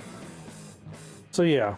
So got up with him, and first hit, probably his favorite is Pharmacy Records. Okay. And he said if the actual owner was gone and there was some kind of punk flea market. Oh yeah, But I didn't he's- want to go to a punk flea market. Oh, okay. So Yeah. you know about this thing. Yeah. I never heard of one. Shit, I didn't know. Hell yeah, that was in town then. Yes, but they had a fee, so that's why he's like, if you guys don't want to pay the fee to get in, Yeah. and then you dig and you might find something, you might not. And Sure. then, plus, probably the main attraction was Frank from Pharmacy Records with his shit from the store. Yeah. But he made it seem like maybe he took some of the good metal stuff that you might like to the punk flea market. Because I'll be honest with you, I only found one thing in Pharmacy. Well, to talk about Pharmacy, though, did have some cool shit on the wall. An original Mother Love Bone Apple record. Oh, that's nice. Yes, definitely 3 digits. If you're familiar with Shotgun Messiah, the first album, which might have been 88, 89, that's a good heavy rock, glammy, sleaze type metal album. Yeah. And then I also saw Ministry Oh. on the wall. Promo. Damn, what was it? In the Land of Rape and Honey, maybe, was the album on there. So definitely has some shit on the wall. Cool. But I didn't partake in any of that because I'm a cheap ass. Sure. So the first record I got to show is actually something that we've got in common here. This is actually a Greensboro band, Irada, Ventures was down in South Carolina. We just saw them last year with Holy Roller. We did. I meant to play Holy Roller tonight, actually. Oh, damn. We saw this band at the Holy Roller album premiere or whatever. And yeah, if you see their name, Errata, it's Atari spelled backwards. I cannot recommend this band enough, and I kind of fucking forgot about them. Yeah. It happens, folks. You get older, fucking shit falls apart. I'm just telling you. You start forgetting shit. But this band, really a standout at that show. Obviously, Holy Roller was fucking killer. They were in Winston this past week too. By the way, they were at the Reboot Arcade or whatever over there. Oh damn! This past weekend, man. I missed the. Jay sent me a message, and if Ovatore's watching, not Jay that was here before, but the drummer Jay, who's been on the program. He sent me a message, but I didn't see it because I'm not on Facebook too tough. I saw it like after the fact, but me and cameraman were here, and I mean we. Right. If you wouldn't have made it, we would have made it, but making it back is the problem. I used to come with a built-in driver. That's no longer the case. So I don't know, right. Doing stuff like that. If somebody's not like, hey, I'll drive, I'm like, yeah, I'm not going. Used to, I'd be like, oh, yeah, I'll figure it out. Yeah, I don't do that anymore. I'm a great fucking wheel man. The Zonk man is a wheel man. So if you need a wheel man, if Mikey Bananas needs a wheel man, the fucking Zonk man is your fucking man. Well, let's go rob a fucking Waffle House real quick. Well, I don't know about that. Dude, Hey, and my car is actually painted orange, so it's not like that's not ideal. Yeah, it's not. It's not. It needs to be a white van. You know anybody with a white van? Yeah. Okay. We'll talk off straight. Okay. But that's cool. Hell yeah. All right, so that was actually it for found that down there. Now was that super pricey? You don't have to give specifics, but it was. I felt like his prices were. Because Eric says like he's probably the best down there. I feel like it's right at that lower level Discogs. Okay. So great. if you kind of see it, those are my favorite spots. Yeah. So, lowest point on Discogs. Right. That's the perfect record store. Now another thing too, I was going to say something about the sticker. This is like a Earshot / Record Exchange sticker. Yeah, we don't have to show that. But I was kind of curious. I didn't know if maybe do you know the whole Record Exchange thing? Did maybe they have a Record Exchange in Greenville? They did. They did. Oh, okay. Well, that's probably what Pharmacy Records is. That's where now. they're and the old school Record Exchange. What was it after Earshot? I think that was from. Right, Earshot was Fred. Now it's Hippo. Yeah, but it I was think Record Exchange. I don't remember anything. Yeah, I think Earshot was actually they were out of Greenville. Okay. Yeah, when they switched names, there was 2 stores left, and I don't want to say it's Greenville. Okay. So that's probably the same fucking store. But I thought it was so weird that the price tag was exactly the same. Yeah, like that's crazy. I didn't think about that till you mentioned it. Yeah, that's true. So yeah, that's kind of a weird thing. That's Winston, a Record Exchange thing here regionally. So then on to Horizon. Horizon was heavy new. They had like a whole jazz / classical room. Oh wow. So that was kind of a big deal, especially for Dave. That's like a New York City kind of thing, man. Right. So it did have that, and there was actually probably like some big hitters on there on the wall. I didn't really see any like super big hitters on the wall. As far as for me. But I did pick this up. I don't know if you're familiar with a little DAD. No, DAD. Disneyland After Dark. And they're actually Danish. Guys? This is the whole Sleeping My Day Away on MTV. Yeah. I actually love this record. And to find it used, it's not like a Grail. I've never seen it in a while. Yeah. So it's 89.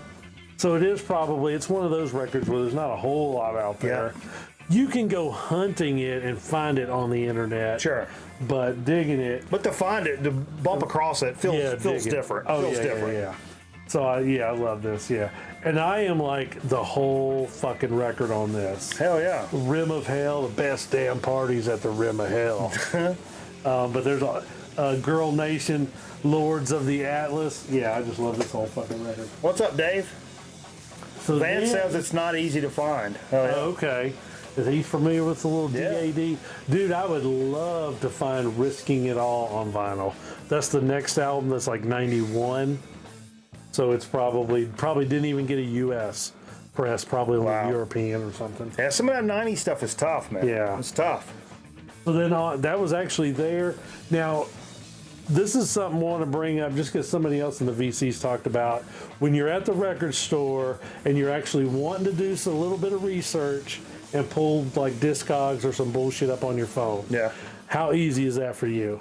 You got like a whiz on your signals good? I'm pretty quick on that fucking switch. Okay. Yeah. My phone is iPhone 6S, so it's from like 2015. I don't have any cloud space left, so it's about done. There's sometimes, and I have to take into account that I'm limited on space nowadays, but there's a lot of things that I love to take chances on still, especially when you're talking about 7-inch stuff. I love to take chances on 7 inches that just, prime example, I'm just pulling the first one out of the fucking Sweet Diesel, and it has this cover on it, and it was $2.99. Looks punky. It's got a hot chick on the front. I don't know what it is. The back looks like that. It was $2.99. Sure. You're doing the blind buy. I did a blind buy. Okay. When it comes to LPs and I'm not really sure, and maybe it's fucking 13, 14 bucks. You start getting into that area, 13, 14 bucks. Yeah, I'm fucking pulling up a YouTube clip. Fuck off. Okay. No, I buy everything blind. I don't blind $15, $20. I just don't. Right. I don't.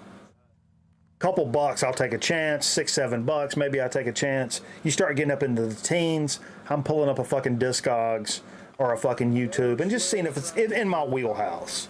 And sometimes I'm right, sometimes I'm wrong, and sometimes I limit how long I'll listen to it. So I don't sit down and listen to 7 songs in the record store. Right. And okay, this is one I can fucking, no. I just I listen to 20 seconds and see if it's in my wheelhouse. If it don't hit me, I'm done type of thing. And sometimes if it's a long intro with a bunch of weird, I skip through. Let me see in the meat and potatoes of the song, is it really fucking grooving for me or no? That's what I do nowadays, but What about just researching the price? Is this a good price, or are they damn sticking it to me? I don't do that for my local shops because I trust the fuck out of them. All the ones that I go to locally, I know the owners and trust what they're doing. And so I know if it's at a price, if it's at a premium price, I know that it's either a rare record or this is a rare press. Right. And which usually is indicated by a sticker or something that this is a Japanese whatever. But I never question condition and that's the glorious thing about I'm comfortable with these guys. True. Discogs, here locally, yeah. Discogs, I'm combing you over like I'm the FBI. But my local shops, I've gotten to where I trust these guys enough. There's nowhere here that I'm suspect of. If I go to an antique mall, different story. Where it's it's an Elvis record, $150. It's Elvis. Right. Fuck off. But no, right. our main shops that we all go to. Right. I know the guys, I trust the guys, and I don't really have to do that too tough. Yeah, I think I do too around here, but I was out of town. And sometimes when I grab a 7-inch like this and it's $2 or $3, I'll come back here and I'll look it up later and I'll be like, oh, this goes for 15. Or 20. Right. And it's just something they just wanted to get rid of, and it's just right. And they know that their customer base isn't going to be as widespread as online. If you have to sit on it for fucking 2.5 years, is it worth putting $15 on it? Right. Or is it worth putting fucking $2.99 and getting this bitch out the fucking door? Right. Sure. And sometimes I've brought stuff up from the 7-inch pile, and what's his name at Hippo in Winston? Bigger cat. Adam. He'd be like, whoa, I didn't know that was in there. And you're like, oh, gotcha, bitch. Nah, but that happens too, man. That happens too, which is great. What I was going to bring out now, this was actually reasonably priced at Horizon, But I came across another record, Hey, thank and you. this is what I was doing. It was Life, Sex, and Death, the Silent Majority record. It was a Music on Vinyl reissue. Jerry had that for a while. He turned me on. Oh, to those guys. okay. I'd never heard of him. Yeah. I'm familiar with it. And the guy was like a crazy guy. The singer's like, Yeah, and the whole shtick was. But he was like he was a kinda putting homeless on. guy they would bring on stage and stuff. and was that real or no? No, that was not real. at all. Not real. Right. That's what he was telling me the whole shtick, and I didn't know anything about it. Right. So I come across this record, Digging into Horizons, and the price is $30 used. And me, I'm a tight ass, so I'm thinking that's like new price. So when I look online, I'm like, there's one for maybe the lowest sale price is 22 or 25. The lowest one currently on sale is like $30. Yeah. So I'm like, fuck it. And it's because I only got so far on my phone. When I come home and do the research, that's of course overseas. The lowest one stateside is like $65. Yeah. So I'm like kicking myself in the ass. I should have just went ahead and then pulled the trigger. Dude, I bought a reissue today, thanks to Aaron Griffin. Didn't know it was coming out. I knew it was good. No, I knew it was gonna come out, but I didn't know it came out. Limited to like 200 copies. And this is one of those you really feel good about because I just went and checked really quick. Discogs. The cheapest used copy was in the hundreds. Damn. Okay. Yeah. And so it was a $27-ish modern like reissue came out today. Yeah. It's like, oh, shipping's like $8.95. I'm like, $8.95? Suck my cock. What are you doing? And then I'm Right. like, Tax makes it all the way to full. Yeah. and I think it ended up being like 36 or something like that. But Right. like, normally that's when I'm like, all right, I'm out. But the other option is, $115 on Discogs. Right. So that's the one you pull the trigger on. Right. So that is coming. I'm not gonna say what it is. That's, Okay. Not, Well, that's till, good. not till it comes. Good teaser. Not till it comes. A couple weeks from now, we'll talk about it. Sure. So yeah, Horizon was still definitely go back there, good store, and then we ate killer stuff. What'd you there. get? What'd you eat? Oh, I just ate like a salad or something like that. I don't Salad. even What remember. are you doing? You watching your weight? Eat my greens. And the greens aren't necessarily healthy. You see that guy on the internet. When's the last time you had a steak salad? Some steak salad? nice cuts of steak, like on a. Years. Dude, Not steak. Maybe a chicken salad. that's kind of That's standard, common. but man, Yeah. Not steak though.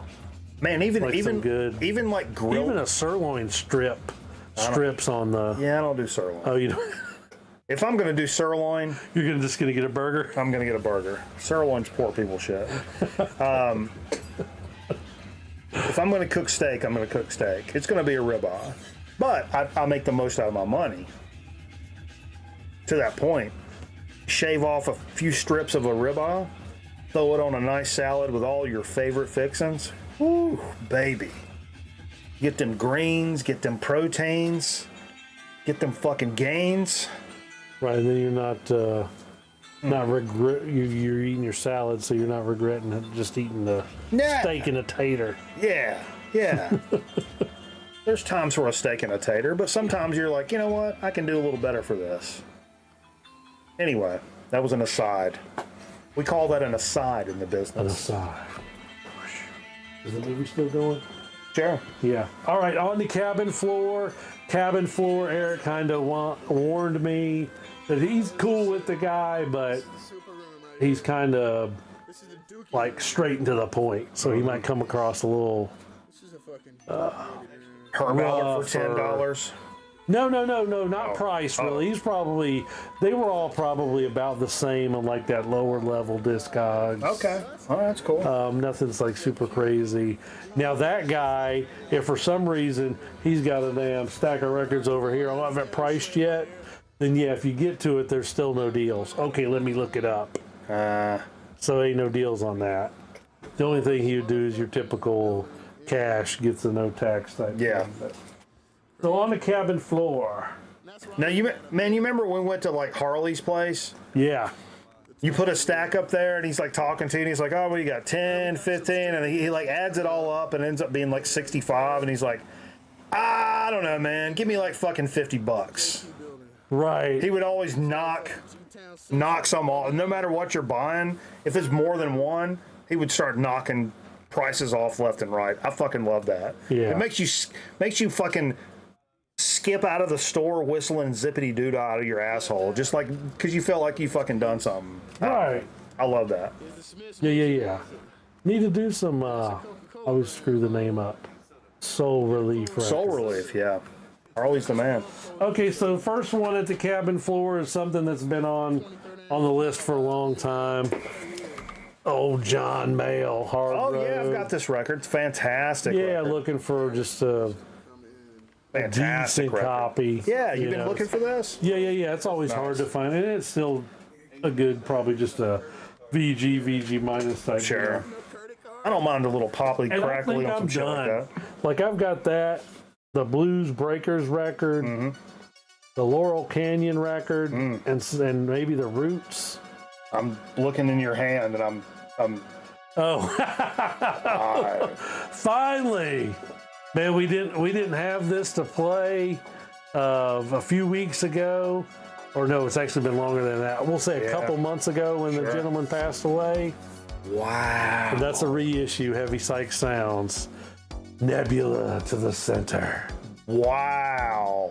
Their first full studio. This is the one. If you only own one Nebula record, oh my god damn, dude. I forgot they reissued this. This is something I should have jumped on lickety split, and I didn't. And I But- can't remember, it's 2021 or 2022 reissue maybe. Seminal. An absolute seminal stoner rock record.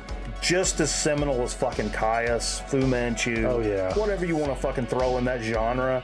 The Desert This Sound. first Nebula record is absolutely essential if you're into that genre, care about that lineage at all. That is absolutely essential, and it's fucking tragic that I don't own this myself. What up, Zach? How you doing, baby? And of course the two main guys, I don't even know the names, but they left Fu Manchu and then started Nebula Yeah, in like 99 or 2000, something like that. man, that's I've had that on. Actually, Finn, God rest her, she burned that for me on a CD. Oh, sweet. I've got that CD. It's got her handwriting and fucking cursive and shit on it from that fucking that album. Yeah. Oh yeah, Nebula had some discs. Probably not their whole discography or anything. Yeah. But I've got some albums on disc. Sort of like says that and Let It Burn are God level stoner rock. Yeah, 100%. 100%. And then the last thing I got is some VCLT from the Winebender. This was a thing, and he keeps up with all these reissue oddballs, late 60s, early 70s stuff. And this is Medusa, and I know there's like 25 different bands Medusa. Sure. But this is a 45. He came out from Numero Group, like maybe 2013, Love the Numero Group, man. 2015, something like Archivist that. label. Yes. And the whole deal with this Medusa band, because he had like the whole LP that was like even kind of like a felt cover. Oh, that's cool. That's cool. I don't have nothing to show that. But they recorded the music and it never got out. This was something that was recovered tapes from somebody's basement in like 2013, and they like remastered it and I put it think, out finally. if I'm not mistaken, and somebody can correct me, I think from the inception of the Numero Group, I think DJ Shadow had a help in when they first started. Oh, really? Because the whole idea was rescuing things from people's garages and basements and shit that was gonna end up going by the wayside before they got released. Yeah. And he had always been big as an archivist, beyond a record collector, but an archivist. Like, especially when you find something fucking dope and you're like, I'm afraid, and that's a perfect term, I'm afraid that nobody else is going to be able to hear this and enjoy it. So I want to be able to preserve this for somebody else that's the principle of an archivist label, Right. is preserving things so that other folks can enjoy it for hopefully generations to come. So it doesn't just disappear off the face. Scotty says he has that one. That's cool. That Medusa? Nah, hell yeah. Yeah. Maybe we should play it's actually the B-side. Damn, I forget which one. Temptress, the B-side. Strangulation, they do kind of this crazy little vocal thing. It's Do kind I get to smash this on your head? I can't do that. I can smash you. I can't smash your head. I can't smash your head. I can smash Jay's head. I don't think I can smash your head. You can smash your own head. No, I mean, what do you want me to do? How much spit? No, there's a clip That's there's a clip from the Wednesday show where I'll haul back from here and smash this on Jay's head. And I want to clip it, but I couldn't find it. Anyway, let me tell everybody a story. We're doing we're doing that again? I gotta pee, and then I'm gonna grab a package that came from our pal. That's right. You still got to do your digs of the week. Yeah, we got a big box from our pal Mark Ditch. You guys remember Glass Orchid Aftermath? Glass Orchid Aftermath. Interesting. I don't know that. That was before the Zonk Man. Go pee, Opie! And the Zonk Man is supposed to tell some crazy story. I just told my stories, man. Like, where were you, man? Please don't sniff my balls, Tank. How about that for a story? Story time with the Zonk Man usually renders some kind of editing, or there'll be no sound during this whole clip, and you'll be like, what is he saying? I cannot read lips. So, that's it, man. And then I know you're going to say that was a lame can crushing it to the head. Yeah, I wasn't going to mess the part up, because, this side don't match this side.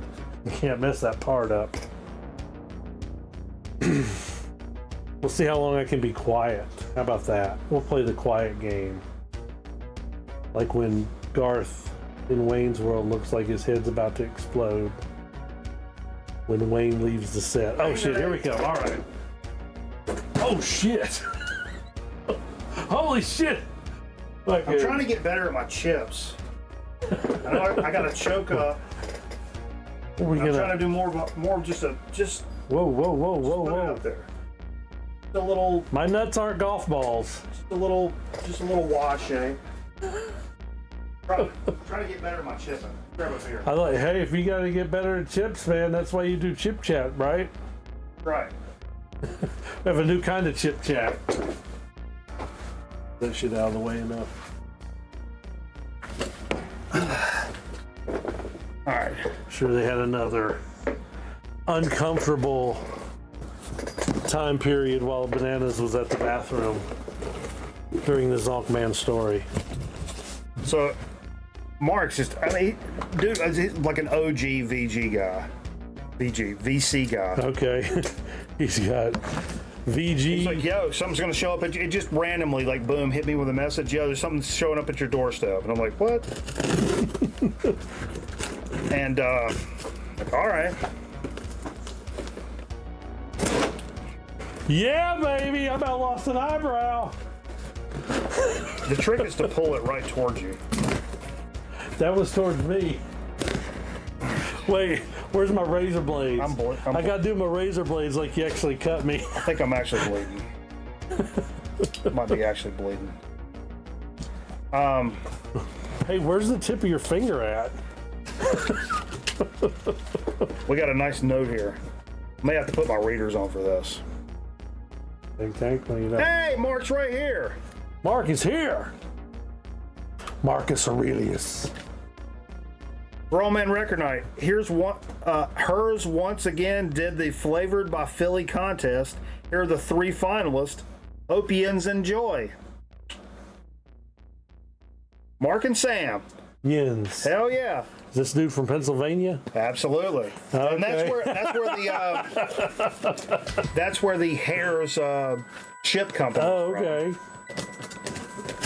All the good chips are from Pennsylvania. I'll go to bat for that. Okay. I'm gonna turn it around. I'm down with that. Don't eat the box. Tink's even like wondering what the fuck you doing. Song man just say don't eat the box. I mean, we'll be right back. All right. So we got the 3 flavors. We got to do one tonight. We're gonna do one tonight. Wait a minute. I got that's my Tony Danza. We'll be right back with Grown Man Record Night. Because this is fucking cheese ravioli. Holy shit balls. Oh man. What the fuck? And marinara. Marinara, cheese ravioli marinara. Are they just straight up chips? I think it is a ridged chip. It's got to hold the marinara. It is a ridged chip. So you guys can vote like which one we want to do tonight. I'll put it back in the B for now. Oh, fucking fuck. Let me take my Zen out. Zen. I'm no longer in Zen No City. longer in Zen City. Pierogies? No way, dude. Mom's Kitchen? Mom's Kitchen.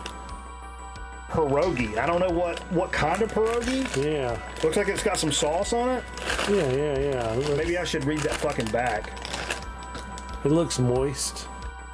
Mom's Kitchen started as a food cart, home style food, Polish recipe, scratch made dumplings that are still stuffed in pinched ham to this day, sweet, creamy, and tangy flavors. Pierogi doesn't really say what this like if it's like what sauces it is, but man, do you like a pierogi? Oh yeah. God damn, do I love a pierogi. I love a pierogi. Oh, how's the gabagool? That camera's frozen. Oh shit, what do we gotta do? That button on the side, just hold it down. No other.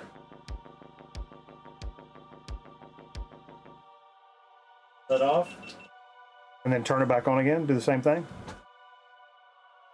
Stand by. This is, special hot stromboli. Oh, I like the sound of that. I think these are all from like local establishments. So this is from Romano's Stromboli, the original. Man, I love a stromboli. And I like a stromboli more than a calzone because calzone has ricotta cheese. Ricotta! I don't like that. It's like it's like popping a zit in your mouth. I'm not a big ricotta guy. So I'm more of a stromboli than a calzone guy. So let me revisit. So that's Romano's Stromboli. The pierogi we said was what was it? Mom's. And this is what's that say? Talientos did ravioli. Did the ravioli. I don't know which one to do first. Actually, I'll let Mark. Mark, which one should we do first tonight on the program?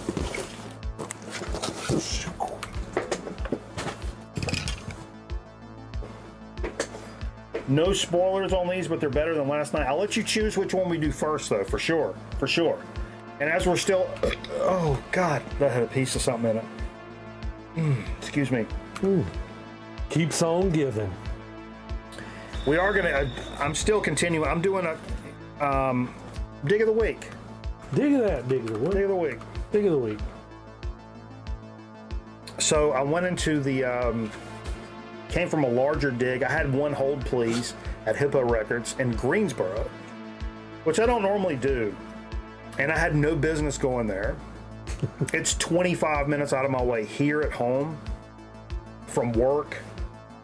Longer than that. That's nothing, man. It's not, but I didn't have any reason to go that way, so it wasn't something in passing that I could just slide by and pick up the record I held or whatever. Remember last year, tomato pie, roast pork, and Korean wings? Absolutely. The tomato pie was fantastic. I do remember. Tomato pie was in the running for chip of the year. That was up there. They were all good, but tomato pie was a top 3 or 4 chip of the year candidate for sure. You ever had a tomato pie? No, but wasn't it? Didn't it just taste like tomato soup on a chip? Yeah, yeah. I've never had a proper tomato pie, but the chip did have that kind of super a lot of stuff on the chip, which we love here. Yeah, like a lot of stuff on the chip. Es delicioso. Absolutely. So, this happened to me so many times before, but so I had a Hold Please record at Hippo in Greensboro. Fucking $13.99 record, right? Bet, easy peasy. Slide in, pick up this record. Well, $78 later, I'll walk out of the fucking door because I'm an idiot. No, you gotta look at some other stuff. Yeah. And a couple of the other things I picked up right here. Big fan of this band. I only owned one on vinyl until this one here. Let me go to the fucking shit over here. I left that for you. Did you really? I saw that and I was like, ugh, I don't know them well enough, but I do. Yeah. This is Pelican. March of the Sea. It's the second EP that Pelican put out in 2005. It's on Hydra Head Records. The original version, the title track is the original version of the shortened song that was on Our Throats Will Beckon the Fall, which I'm very familiar with, that they released like a month and a half later. And so it's an EP and had a good price on it. I fucking love Pelican. Absolutely. And was stoked to kind of pad my collection a little bit. Hey, just got recommended your channel. Can we get both of your favorite records you've collected? Both of your favorite records you've collected. What do you think? I'm going to do something that's just recently was a big deal for me, and you actually already own the record. Hopefully I'm not taking this out from under you. Sure. Earth, Bees Made Honey in the Lion's Okay. Skull. I mean, Big one for me. I would say for me, not to be corny, but as much as I love heavy metal and punk and all this shit, my family was in a gospel band back in the early 80s, like late 70s and early 80s.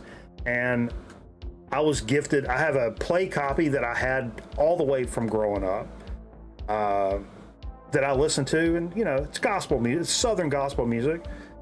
And then my aunt gave me a sealed copy of the record. And they're all up there on the top. I have 5 of them. Yeah. So that's 2. The other 3 that I own, I have found locally and thrift stores and stuff like that. And it's actually my family's band. And that means the fucking most to me out of any record that I collect. Right. I mean, I can go for a lot of stuff that may be pricey or fucking rare or whatever. But right off the top of my head, I would say that's my favorite shit that I've ever collected. It's not the stuff I already had, but actually finding my family stuff out in the wild has been an experience that is unlike anything else I've ever experienced. But the favorite record in my collection would be Les McCann Live at Montreux. Roadman Record Night staple. And a staple and the absolute pinnacle of what this show's all about. Les McCann Live at Montreux. The live version of Compared to What? North Carolina. We're North Carolina boys here. Whew, that album is fantastic. But yeah, absolutely. So yeah, I picked up March into the Sea from Pelican. Wasn't a whole bunch of money, and I was like, okay, cool, that's fucking awesome. And actually picked up another Pelican record. And this one, Ephemeral? Better than me. I can't Ephemeral? enunciate. This is the first time they went to Southern Lord, so it's after that last one we showed. And if you don't know Pelican, it's instrumental post-metal. A lot they call it post-metal. Piss colored. I don't know. Piss brown. I love what they do, like super tuned down stuff. Right. Very intricate, heavy without being screamy, hollery. Right. And I fucking love this shit. And like these, both of those were in their used. Couldn't pass that up. Yeah, 100% couldn't pass that up.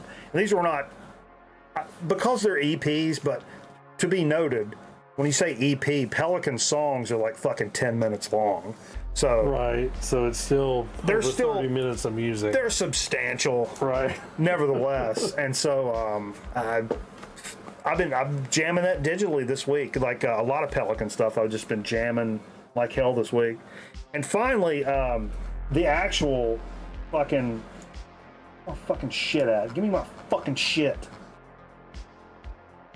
Here's a band. Having been, dude, I've been locked and loaded in like this like stoner doom genre since I don't know, it's 2016, 2015 maybe, where I started maybe before that. It's before that, 2013. It's before that, and you didn't call it that. But I didn't know. Right. When I was just starting to like, whoa, what is this? And it started with bands with like Moscow Radio, where I realized like, oh, there's these bands that they sound like 70s hard rock bands. And then that led me into like kind of post-metal stuff. That led me into like, you know, going back, I was like, oh, I've loved Caius for years. And I was like, oh, that developed into like a whole thing. And I was kind of ignorant to like what that led to, honestly. But over the past, 10, 12 years, really jumped into that genre for sure. For whatever reason, this band passed me by, and I was familiar with them at some point and listened to some of their stuff, and for whatever reason, maybe just that day or whatever, I don't know, but I can't believe I've missed out on these guys for so long. A band, I think they're out of Miami, Florida, or close. Oh, we're Torch. clueless. Dude, I'm clueless. Torch, with an E. And this is like their fifth, one of the later, it's like 2015 on this. Oh my God, I'm gonna break this fucking computer. Fourth studio album, came out in 2015. And I randomly actually fell in love with the band that's a kind of a precursor for Torch called Floor, which is also a South Florida band. And both of these bands, they do a very tuned down and loud and gnarly thing, but it's so fucking melodic. Like, Okay. almost just like pop. Almost pop on top of like heavy doom stuff. Those riffs and the way they sing over this is unlike anything that anybody else does, and something that's very unique to what Floor and Torch does. I think they call it the boom string. So the top string, not to get lost in the weeds here, but the top string of the guitar, they tune to like fucking W. I mean, it's like, it's not I don't even think it's in a specific tuning. I think it's like a feel thing. So they'll be jamming along super heavy and thick and but they maybe have very melodic, but then when they drop, the top string is like boom, like earth or Okay. sun. Think of sun. Right. But imagine like a pop song that you're singing along to, and then it boom drops into like a sun. Whoa, that just made my insides fucking move. Right. Turns inside out. The brown note, it's like a brown note thing, man. Members of Torch are also in the war metal band Caveman Cult. Hell yeah. But for whatever reason, and this is I'm not a colorway guy really. Or I keep saying that, but I keep hyping them too. Right. This one's pretty fucking cool. The reason I don't buy it because of that. Right. That's just pretty as fuck, and I love it when it complements and matches. As the designer in me, I mean, I do some graphic design work. That's the way that complements the cover art. Now, what would be retarded to me is this is the cover, and then the record is like orange, or like bright red, or like, but that's perfect to complement this. Right. And That's like a lady matching her outfit and her fingernails. I thought you were going to say Bush, but sure. But yeah, I've kind of like skipped over Torch out of all these years is kind of criminal, because you will fucking love these Dude, guys. I saw this on freaking Hold Please, and I was clueless. You will love these guys. Pay attention that you were Why I didn't jump on before? I think of it, honestly, it was because of that poppy element that for some reason, and this is stupid. This is kind of a PSA. It's stupid because of that poppy element that it somehow discredited the band in general. And dude, number one, we talked about Genesis Invisible Touch earlier, and it's tough to relate the two bands, but like to craft a fucking perfect pop song is tough. Writing a hooky song that the entire country is singing at one time is a fucking art. Now you may not like pop radio, you may not be a Taylor Swift guy, you may not like Michael Jackson or whatever the fuck, but to create these pop songs is an art. Now, to combine that with something like Doom, that's different. It's different to me. Right. It's different and tough to do. And hearing this, like, you could put this on and I'll just, generically say, your chick would be really into this because it's got those, stuff you can sing along to. But then when the fucking meat comes in, the fucking meat comes in. Right. So anyway, it's like flipping this desk over. Absolutely. So yeah. I'm a convert Torch fan. There's somebody I've kind of passively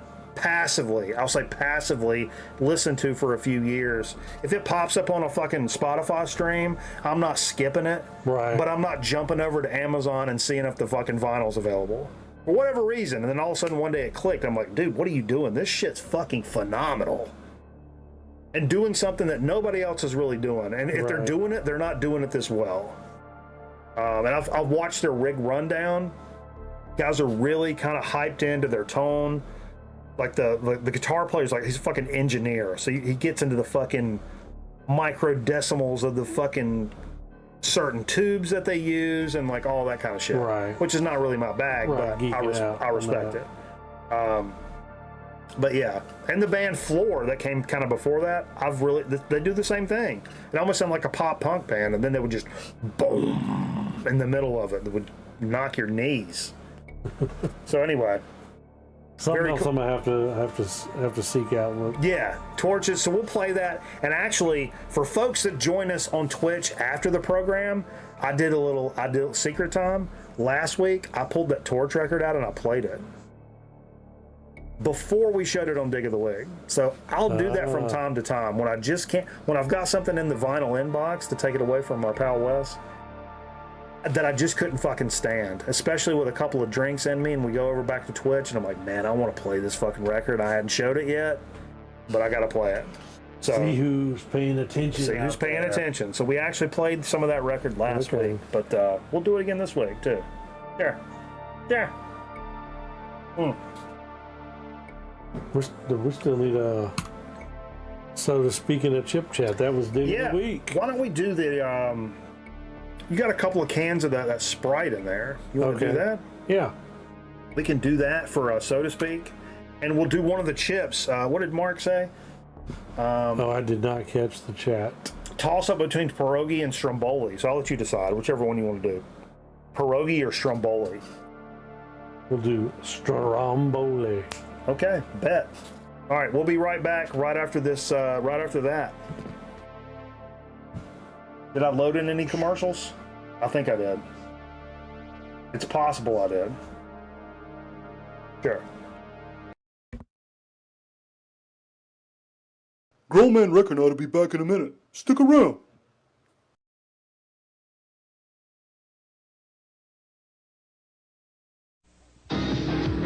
Sam Jones is the highwayman.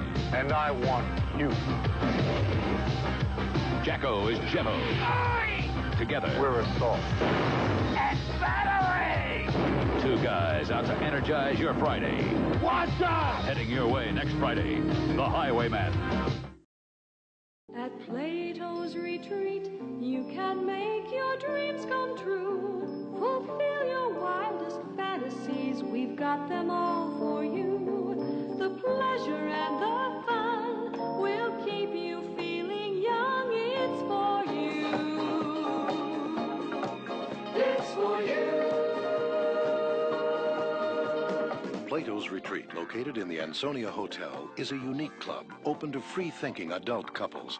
We offer a relaxing, no-pressure environment, complete with heated swimming pool and that great disco beat. Plato's may not be for everyone, but you won't know until you try it. For more information, call... The pleasure and the fun will keep you feeling young. It's for you. It's for you. Plato's Retreat. It's for you. Come and see. It's for you. Hi, how are you? We're in Piper's Pit, and I can't believe it. I'm sitting here with the greatest wrestling manager of all time, Captain Lou Albano. And, Captain, I ain't never had nobody make no phone calls. What you doing, man? Who you talking to? The president? What you doing? Ooh, I can't hear you. Roddy with the Worldwide Wrestling Federation Action Hotline. Listening right here, talking about Roddy Piper. Who? Now, they're talking about Captain Lou Albano. They're talking about the Samoans. Just a second. What's the number? What's the number? Let me call the number.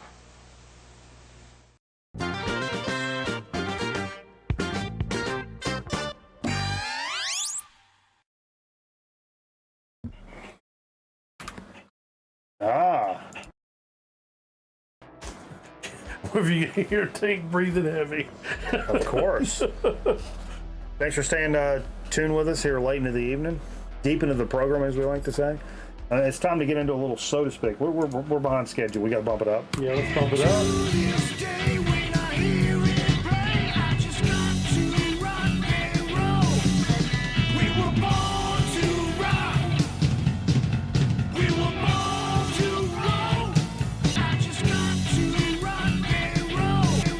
You know the funny thing about that fucking Plato's Retreat spot, Vance? I remember Chris, I think for Dixieland Farm, actually sent that Plato's Retreat over, but it's labeled in my it's labeled in my library as 1979 Taco Bell commercial. So that's what I thought I was playing, and it ends up being like a fucking club. Sure. What's up, Luke? Retreat. Got them Georgia boys in here tonight, Zon. Oh yeah. Ooh-wee. They jack them up and then they ride them high, baby. The Georgia boys. Yeah, so tell us, you brought these soda pops over. I'm going to put the beer down. Okay, soda pops. So we got a little Sprite. That's a Sprite. Chill. Sprite Chill. Is this an American soda or is this something? Cherry lime. No, this was in a damn 12-pack that was in like a Harris Teeter. Really? Pretty sure. Okay. I don't see it's not like a weird foreign soda or nothing. Or anything like that. So it's a Sprite Chill Cherry Lime. Do you know anything about this line of sodas? No, but I don't do good research like the Fever and. That's okay. Well, he's up. on drugs. You can't compare yourself to him. He's on drugs. Steve's So on I drugs. think actually this will kind of be in line with what you like, except for the fact that it has sugar. Okay, that's all right. It's a sometimes treat. It's a little Friday night jam. So it's a cherry lime. See if there's any nomenclature here on the.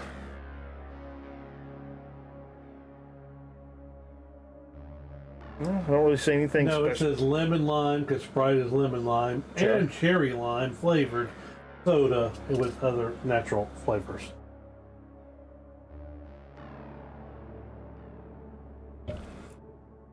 Whoa. Thoughts? Me, I'm not a fan. No? To me, this I feel like we're drinking your club soda, which is just fizzy water. Really? I think it's too much flavor.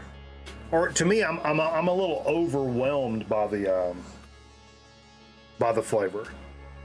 The cherry lime really hits me. I don't taste Sprite at all. I don't taste anything to do with Sprite. I don't taste the cherry. Really? It's like It's like lime on lime on lime on Lot of lime. Lot of lime. What up, old radios? Yeah, it's... And it is kind of... It's pretty syrupy on the back end. Yeah. For a soda like Sprite, which is kind of known as kind of being a kind of clean tasting soda. Fresh. Clean and bright and fresh, even though you got the sugar there. This doesn't really do that for me. The cherry and lime, a little bit of cherry, lots of lime, and fizzy water. But sweet as fuck. To me, it's still sweet as fuck. Yeah, I mean, the sugar's there, but... Yeah. Yeah, I'm not... I would much rather like a crazy-ass Mountain Dew with all the funny flavors. Would you take this over a regular Sprite? Are you a Sprite guy? I'm not a Sprite guy and definitely don't like that crap that Pepsi switched over to. Starry? Yeah. Not a Starry guy? No. They're low key. I've been a 7-Up guy since I was a little kid. Right, now that, and especially for drinks, like a 7 and 7. Yeah. Now, one thing I'm a zero sugar 7-Up guy. I like a 7. Okay. Yeah, sure. Maybe for mixing, Sprite can be good. Yeah. Sprite's preferable. Sprite always went in the Lynchburg lemonade. Yeah. So I guess you could call. I guess I'm a Sprite guy if I'm going to drink that type of soda, but it's rare. It's not my go-to. Although a lot of people swear by the Sprite from McDonald's. It's got that extra syrup and that big fat straw that gives you that wide palate on your tongue. The Cokes and the Sprite from McDonald's are legendary for that. That they say they have a little extra something to the post mix. That's an industry term, the post mix. Because of doing the actual... I worked at Arby's for a long time. That post mix. Doing the fountain machine or whatever. You know. Yeah, I don't know. Definitely, I would say don't waste your money. Don't go looking for that at the grocery store. I mean, I wouldn't kick it out of bed. It's worth a convenience store stab. Maybe not go grab a fucking 12er. Right. I think that's fair. I think that's not being too... Holy shit balls, that so much is gone? Yeah. You were liking it? Diabetic. Probably. If I was a betting man. if I was a betting man. Well, Coca-Cola makes a special Coke for McDonald's only, is that right? A little extra syrup? When I worked at Arby's, and I worked there for a long time, the owner of the Arby's would come in, and he was like, make me a Pepsi, extra syrup.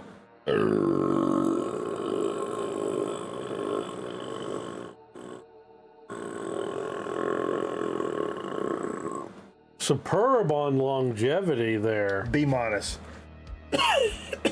I'm telling you, I want to have a burp off with Michael Pilmer for charity.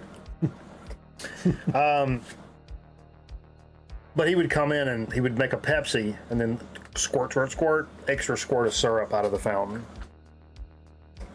He was a weird guy. He wore makeup because he was super pale because he had a disease. And he drove a Porsche that had a 666 on the license plate. And everybody thought he was like the satanic priest of Greensboro, North Carolina.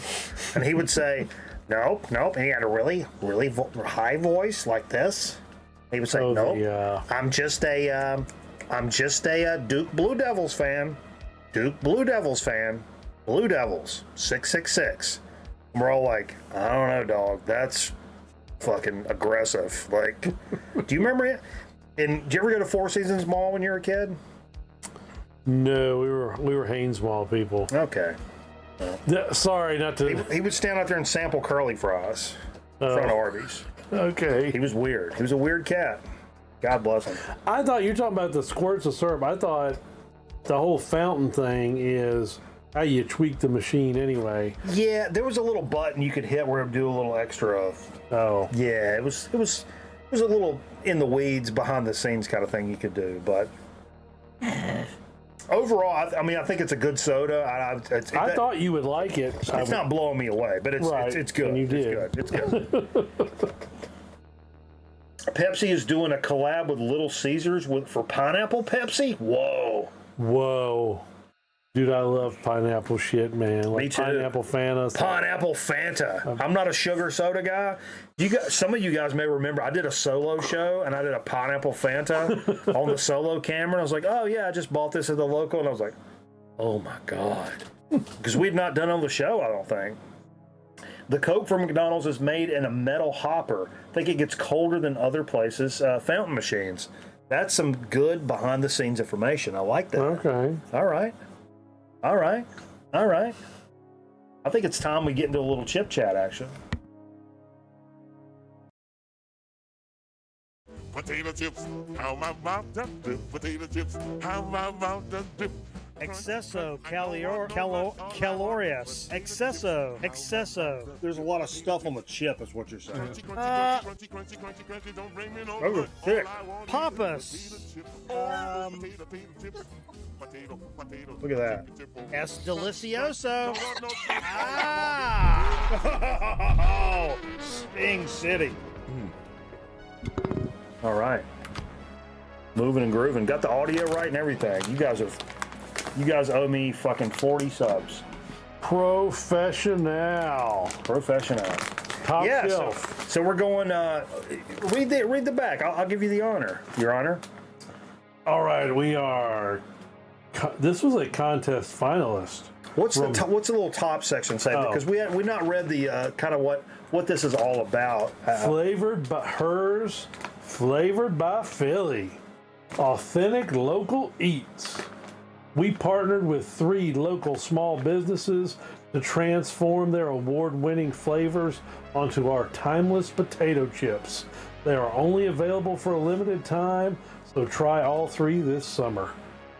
It's my dream job, is writing the back of chip bags.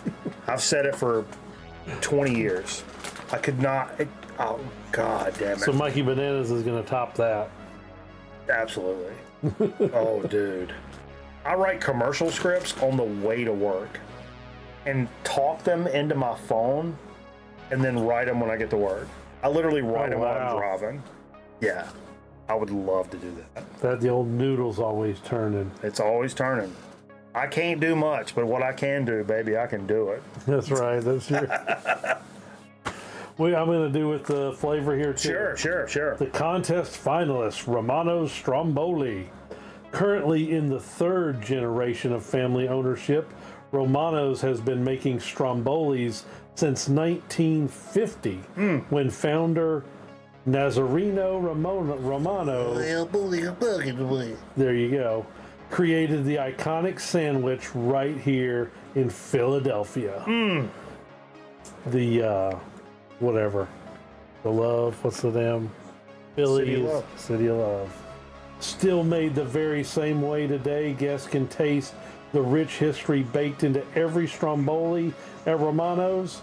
The savory, cheesy, and mild heat flavor of the Stromboli, combined with our hearty potato chips, leads to the perfect bite in every chip. Birds, bowl, beers. Birds to the bowl. It's time to stop fucking around. Beers. And cracking. Oh, man. Woo, the smell. And don't get this twisted. It is a ridged chip. Ridged for her pleasure. The bouquet is rather barbecue-y on the bouquet. It was saying there was some heat.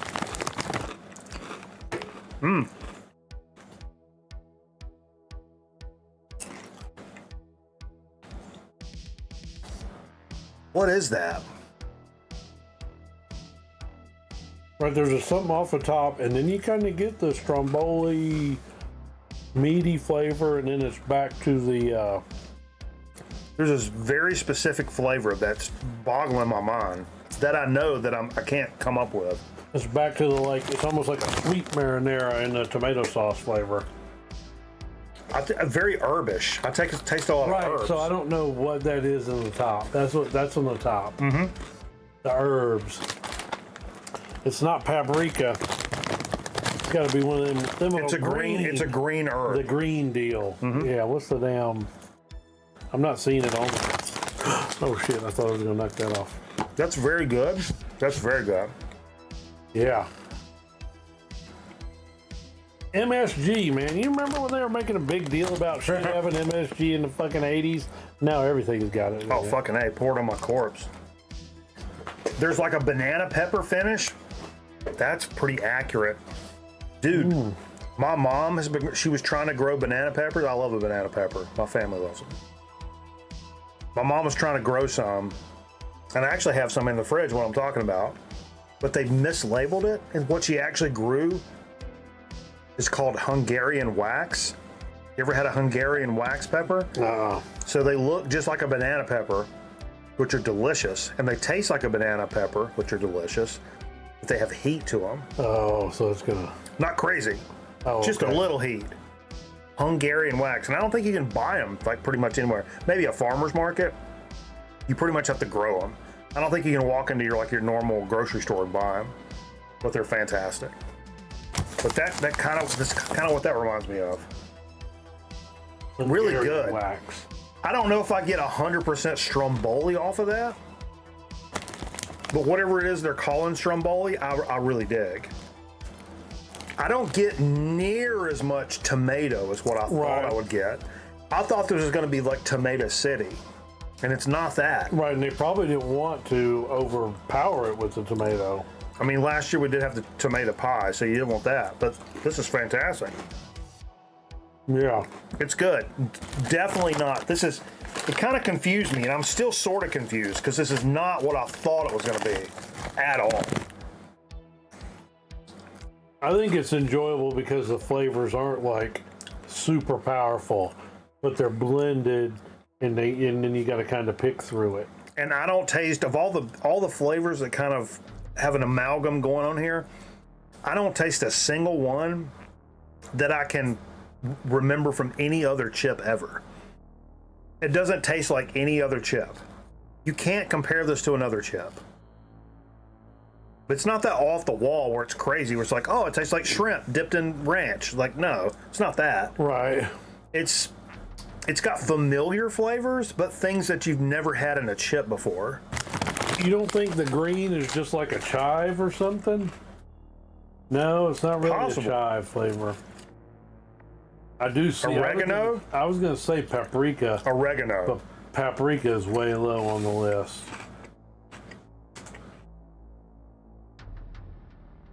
I don't see oregano on here at all. Malia says there's pepperoncini flavored kettle chips. Absolutely, we've done those here on the program, and those are fantastic. From the actual Kettle brand, if I'm not mistaken. Those are really good. Kind of tough to find, actually, too, Malia. You ever had those, the pepperoncini chips?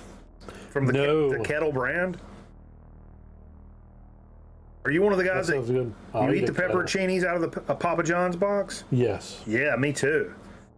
What I like to do, I like to bite the knob off the pepperoncini and then drip the juice over my pizza. Yep. Yeah. That's it. That's perfect. But I don't do that now. Only healthy eating. Oh, except for, that chip that just went in your mouth. Mm-hmm. Dude, you can tell, buddy. I eat like death warmed over. I'm wired to. I've literally, no shit. Because I went to visit my mom today. She's like, oh, you gonna get you some good stuff for the weekend, like some food? You can cook some stuff? I'm like, yeah, I think so. And I was like, Mom, I literally, lunch and supper, every day this week, I've had a salad. I've eaten nothing but salads this entire week. Twice a day. Now I can understand Friday. not wanting anything hot because it's so fucking hot.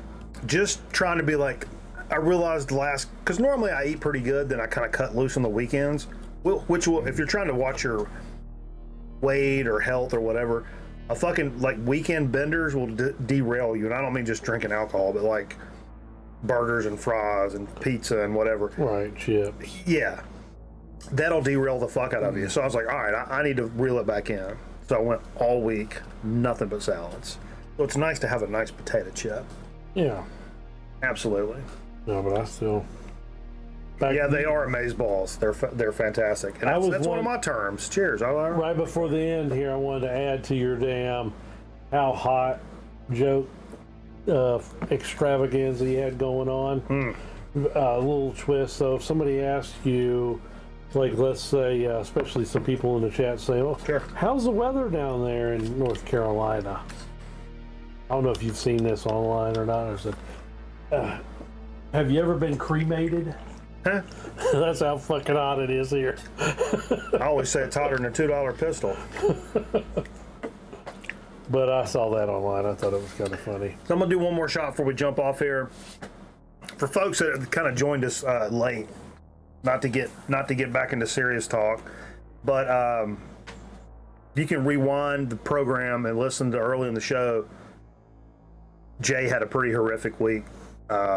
He mentioned it earlier. His kid, where his kid lives, so his baby mama, and I hate saying that, but his son's mother and her current husband, yeah. Their house burned down, and it was pretty horrific. But then found out today that she is an arsonist and actually burned the fucking house down. And it's like the biggest news story going around here right now. And Jay's been through a fucking lot this week. So let's everybody keep that in mind as we move forward here. Jay's got a fucking he's got a tough road to hoe in front of him, but I know all the record night motherfuckers are gonna be behind him and shit. So we'll do one more.